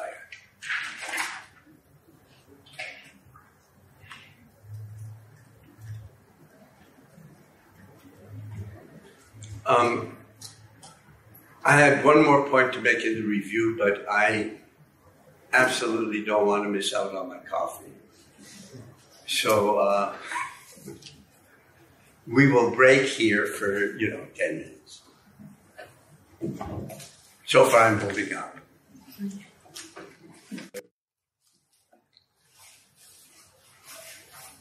Okay, the one thing that I wanted to conclude with this chapter that we've been talking about, chapter 5, is that on the one hand, you have many sort of statements, even paragraphs, that talk about the combined worker and talk about the capitalist as being external to that.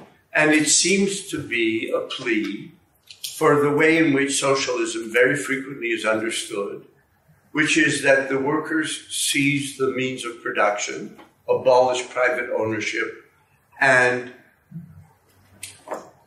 administer production for their own benefit.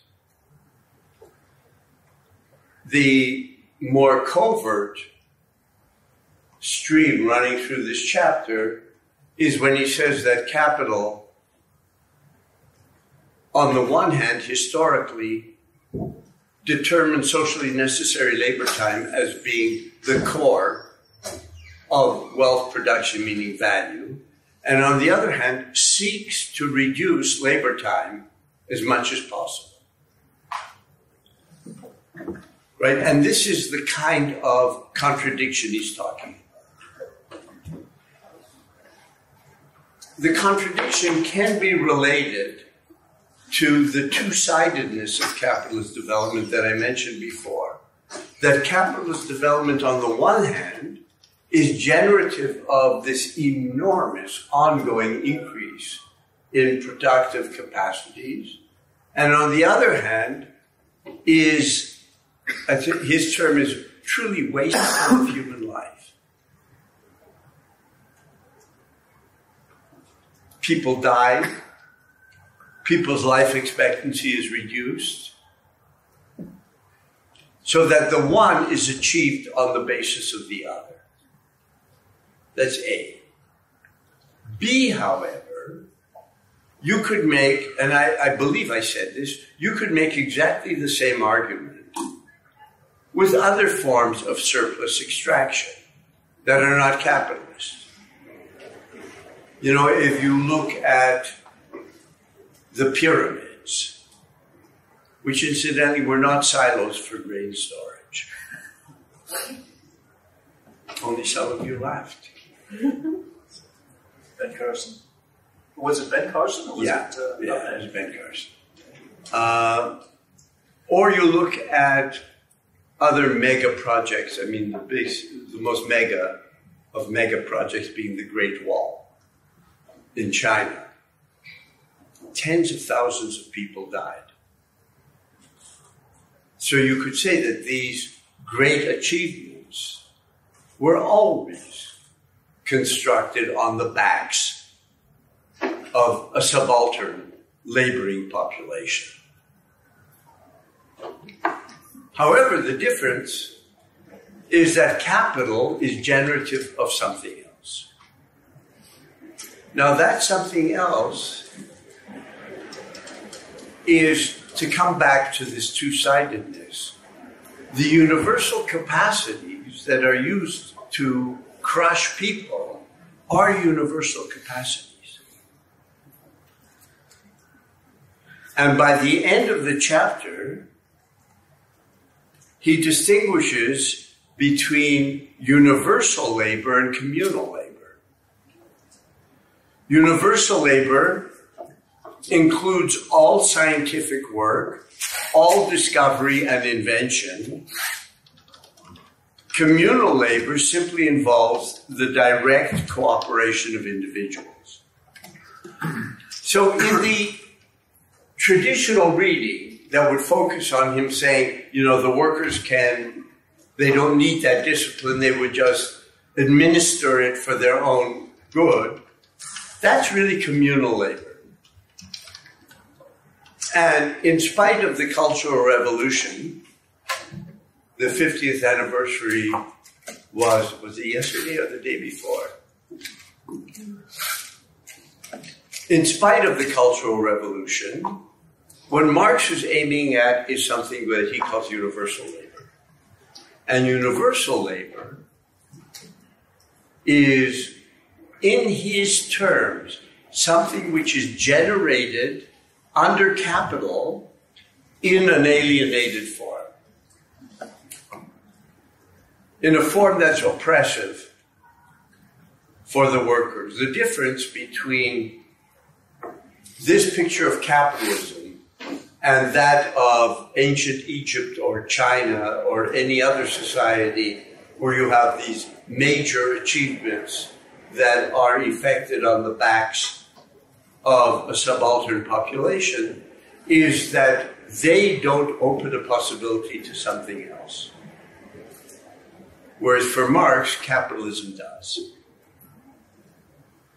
So universal labor is objectified in C, in constant capital.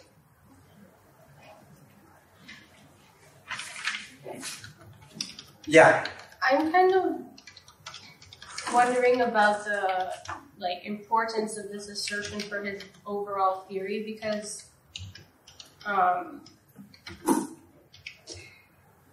doesn't it, it relies on a whole set of assumptions about the distinction between the scientific and the so-called direct cooperation, which, I think is a kind of open debate. How important is it that he's taking this stance that there's something, a kind of distinction in this way between scientific work and non-scientific work? It rests on a definition of science. Does it? Well, or maybe that should be my question. So do you want to reformulate it?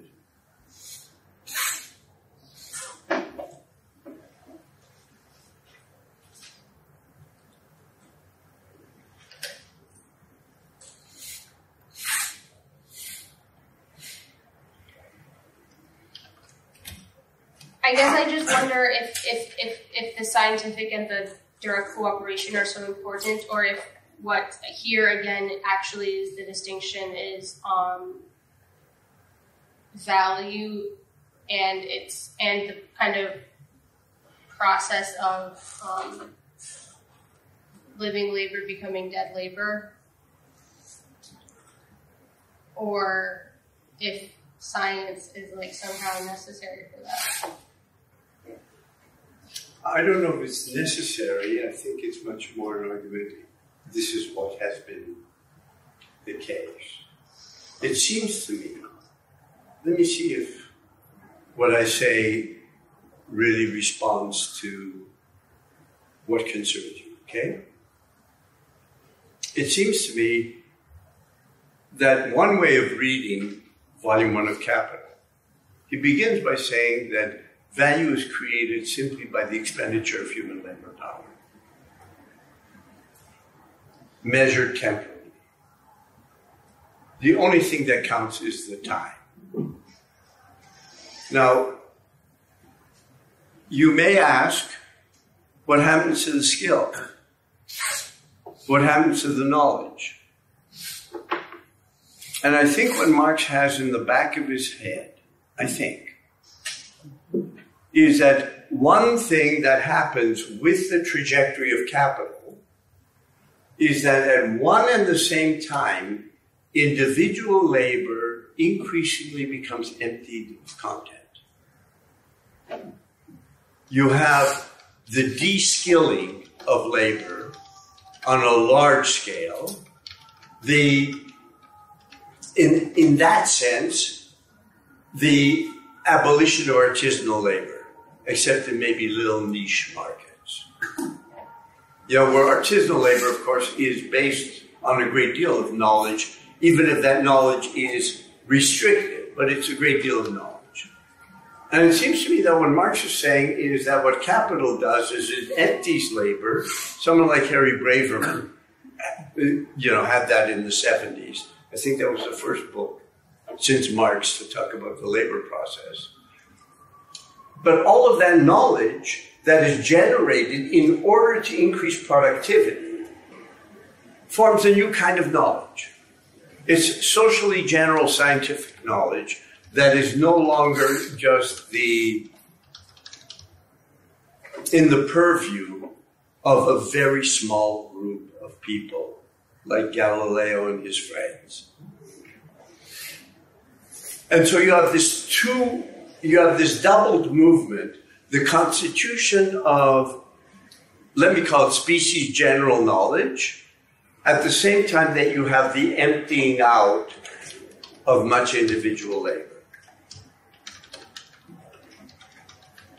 So that if that's the case, the idea that you get beyond capitalism simply by doing away with the capitalist and the workers cooperating together is for him not an emancipatory perspective.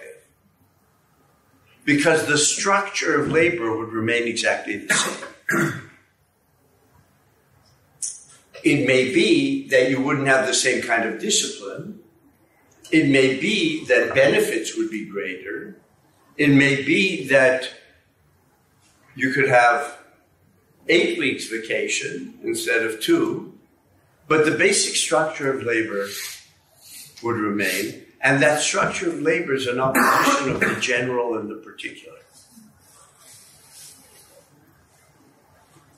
So that post-capitalism, it seems to me for Marx, is taking the socially general knowledge that is constituted historically in alienated form and redefining labor so that all work, in a sense,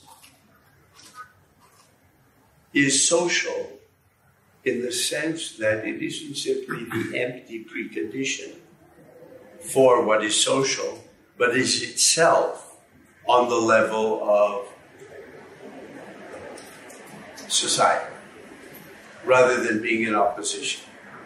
He has this, and I think this was something he was after for a very long time, because in the economic and philosophical manuscripts, he says,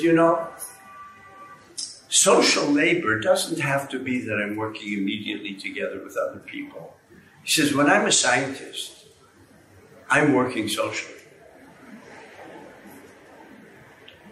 And what he means by that is that the level of knowledge is not individual. It's general social knowledge where the work of the scientist, in a sense, is rich on an individual level, the way society is rich on a general. I think this is what he has in mind. You're very skeptical. Or if I misread your... I mean, yeah. Maybe it has to do... I just got stuck on it because I was reading recently, like, anthropology on the difference between science and myth, and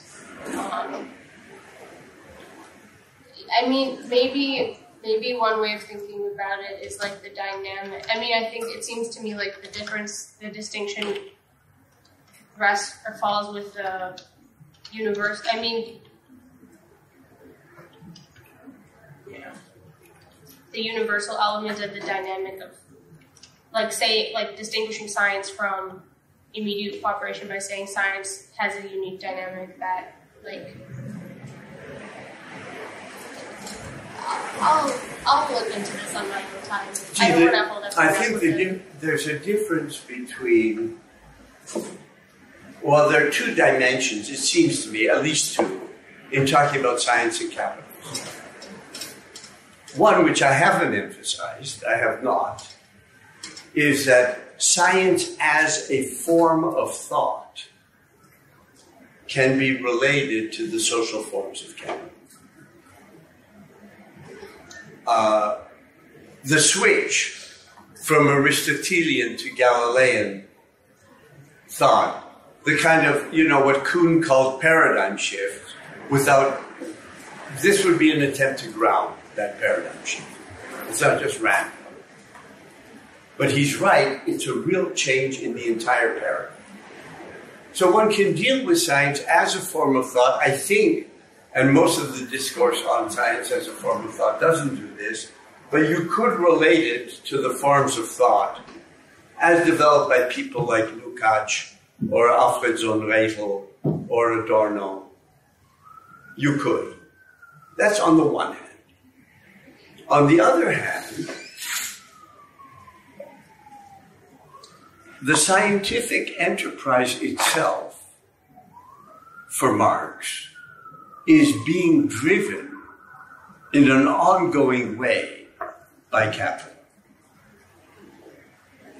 And it is not simply that you have, more funding for engineering or whatever, but rather that production itself increasingly becomes molded by scientific knowledge, which really wasn't the case before. The level of science you needed for a spinning jenny had very little to do with the scientific revolution of the 17th century. It's true, you begin to get notions of thermodynamics, which are important in the 19th century. But I suspect, and this is truly only an inference on my part, that the development of the gigantic chemical industry in Germany, after all, Germany industrializes not only with steel, but with chemicals. A chemical industry is impossible without the direct input of science. And it's ongoing. I suspect that was sort of in the back of his mind. I'm not sure about that. And I think he's trying to hold two things together in his mind. And one is this enormous productivity of capital and its enormous destructiveness at one and the same time. I don't know if that really responds to what was to your question or issue, because it seems to me only talking about science and myth is dealing with the first part that I talked about, science as a form of thought. But the second dimension, that science and ongoing production in a very general sense. It's like hearing on the radio, and I know very little about this, that the development right now in the experimental phase of a new form of computing that depends on light rather than on electricity. I mean, these are highly sophisticated science. It's science/engineering. Engineering now has a meaning that it just didn't have 2 generations ago. And this is very transformative.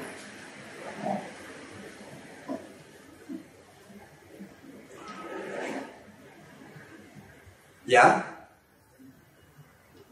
I feel as if you're struggling to express something that I'm not getting. I mean, I think it's not so relevant. I think I just got caught up on the claim that there would be something such as direct human cooperation, and if that means immediate or like unmediated. I mean, I think that's like an anthropologically naive claim, but I don't think it's so relevant here. Let me try and address that. Okay. Okay, I don't think it's as anthropologically naive as you think. Okay. I'll tell you why. He doesn't say science, he doesn't say labor will become the mediated. I think for Marx, labor is always mediated. Always. There's no such thing as labor not being mediated. When he says labor is immediate, he means that labor itself is the social mediation. Right. No, I meant the line about communal labor simply involves direct cooperation. I understand that part. No, I think the purpose there is simply not so much to analyze communal labor, but to distinguish universal from communal.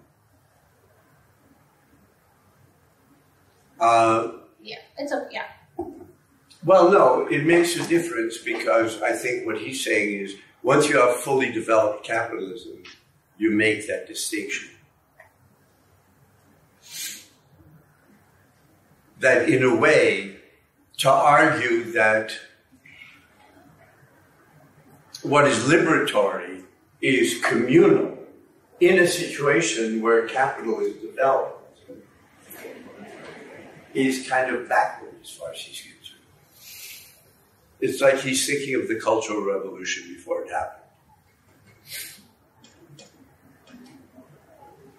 I assume that everybody knows at least a smidgen about the Cultural Revolution.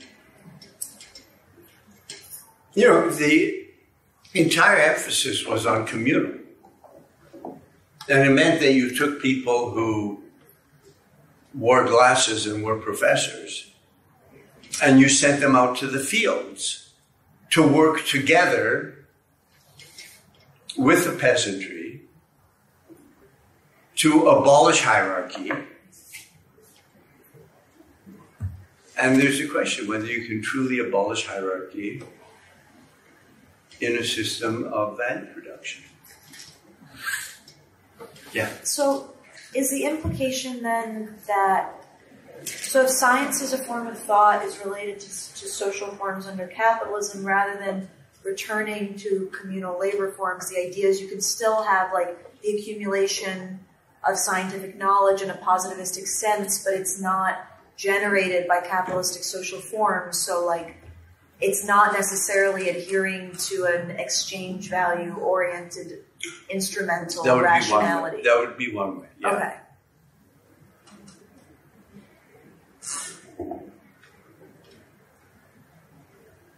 But to what extent are we actually talking about, like, not thought, but like knowledge objectified into technologies and processes? Well, that's why I tried to say that these are two dimensions of the issue. I don't think they're two completely separate things, but I think they're two dimensions. And I think the dimension here, when he talks about universal, is more the second. That is, that it's not simply that capital oppresses people, or he keeps on emphasizing how it does. But it does so while at the same time being a repository of general knowledge. And not only a repository, but a driver.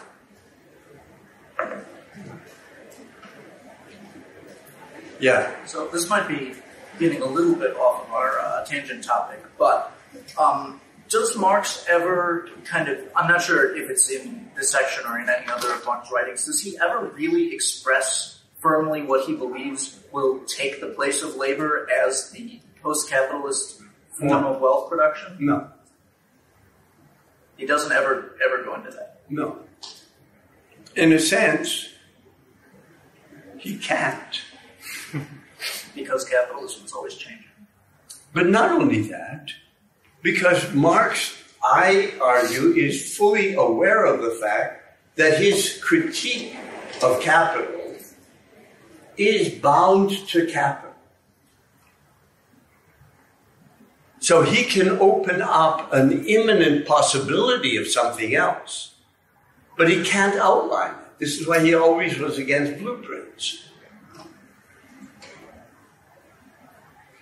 What you could infer at least within the framework of the reading that I'm trying to present, is that in a post-capitalist society, if it ever happens, the kinds of constraints and imperatives imposed by the capital form wouldn't exist. That doesn't mean there are no constraints or imperatives. There are. But one of the problems with thinking about politics today is that these kinds of constraints and imperatives aren't part of the discourse. You have other constraints and imperatives. And, you know, others have pointed out that when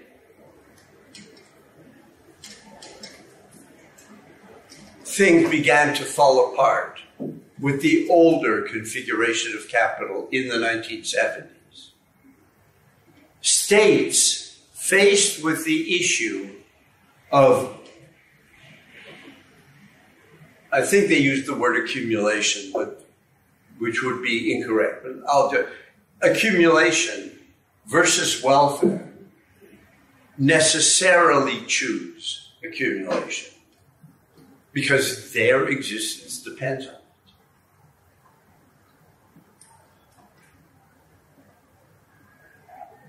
So it's not simply, you know, people are writing books like this fellow James O'Connor wrote a book in the early 70s, The Fiscal Crisis of the State. Everybody's talking about fiscal crisis. And the move to finance is an attempt to get beyond that. But it goes hand in hand with deindustrialization. And that has to be analyzed. But I think what Marx was saying is that these constraints don't exist in a post-capitalist society, which would mean, if I could change to a kind of discourse that he doesn't use, that politics would have a different place. Not that people automatically, not some sort of anarchist vision, that people will just automatically on a global level get along. But rather politics would actually be more significant than it is. Does that make sense? Yes, it does. But that's my inference. Thanks. Charlotte, were you about to say something? Good. Okay. Now, if you say that profit rates are affected by C, what is included in C? What do you think of when you think constant capital? Raw materials. Raw materials. So chapter 6 is about raw materials. That constant capital isn't only about machines, but it's also raw materials. You know, and increased productivity entails the increased use of raw materials.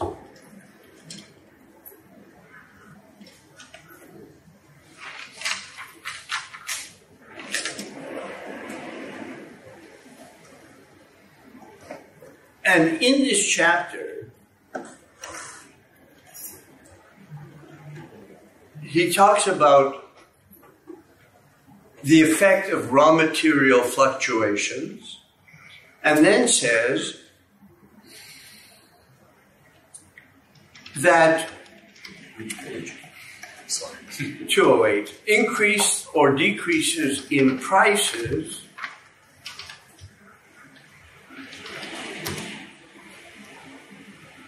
up to now, he said, I've dealt with them as if they expressed real fluctuations in value. But in fact, the same argument would hold, even if not based on fluctuations in value, but the results of the intervention of the credit system and competition. See, one of the problems, and I think this comes back to the issue, really the general issue behind the particular one that Charlotte raised, is that if you start with the empirical, you're not going to get back to value. If you start with the fluctuation in the rate of profit, that doesn't necessarily tell you anything about fluctuation in the rate of surplus value. And this is why I keep on insisting that what Marx is after is not price and profit, which most people seem to assume. What he's after is what I've been calling the trajectory of capital. And value theory tries to explain that, and you can never get there by starting with price and profit. And in a sense, that is part of what I meant earlier when we were discussing, issues of finance and risk. It means that the object of the analysis is different than what most people take it to be.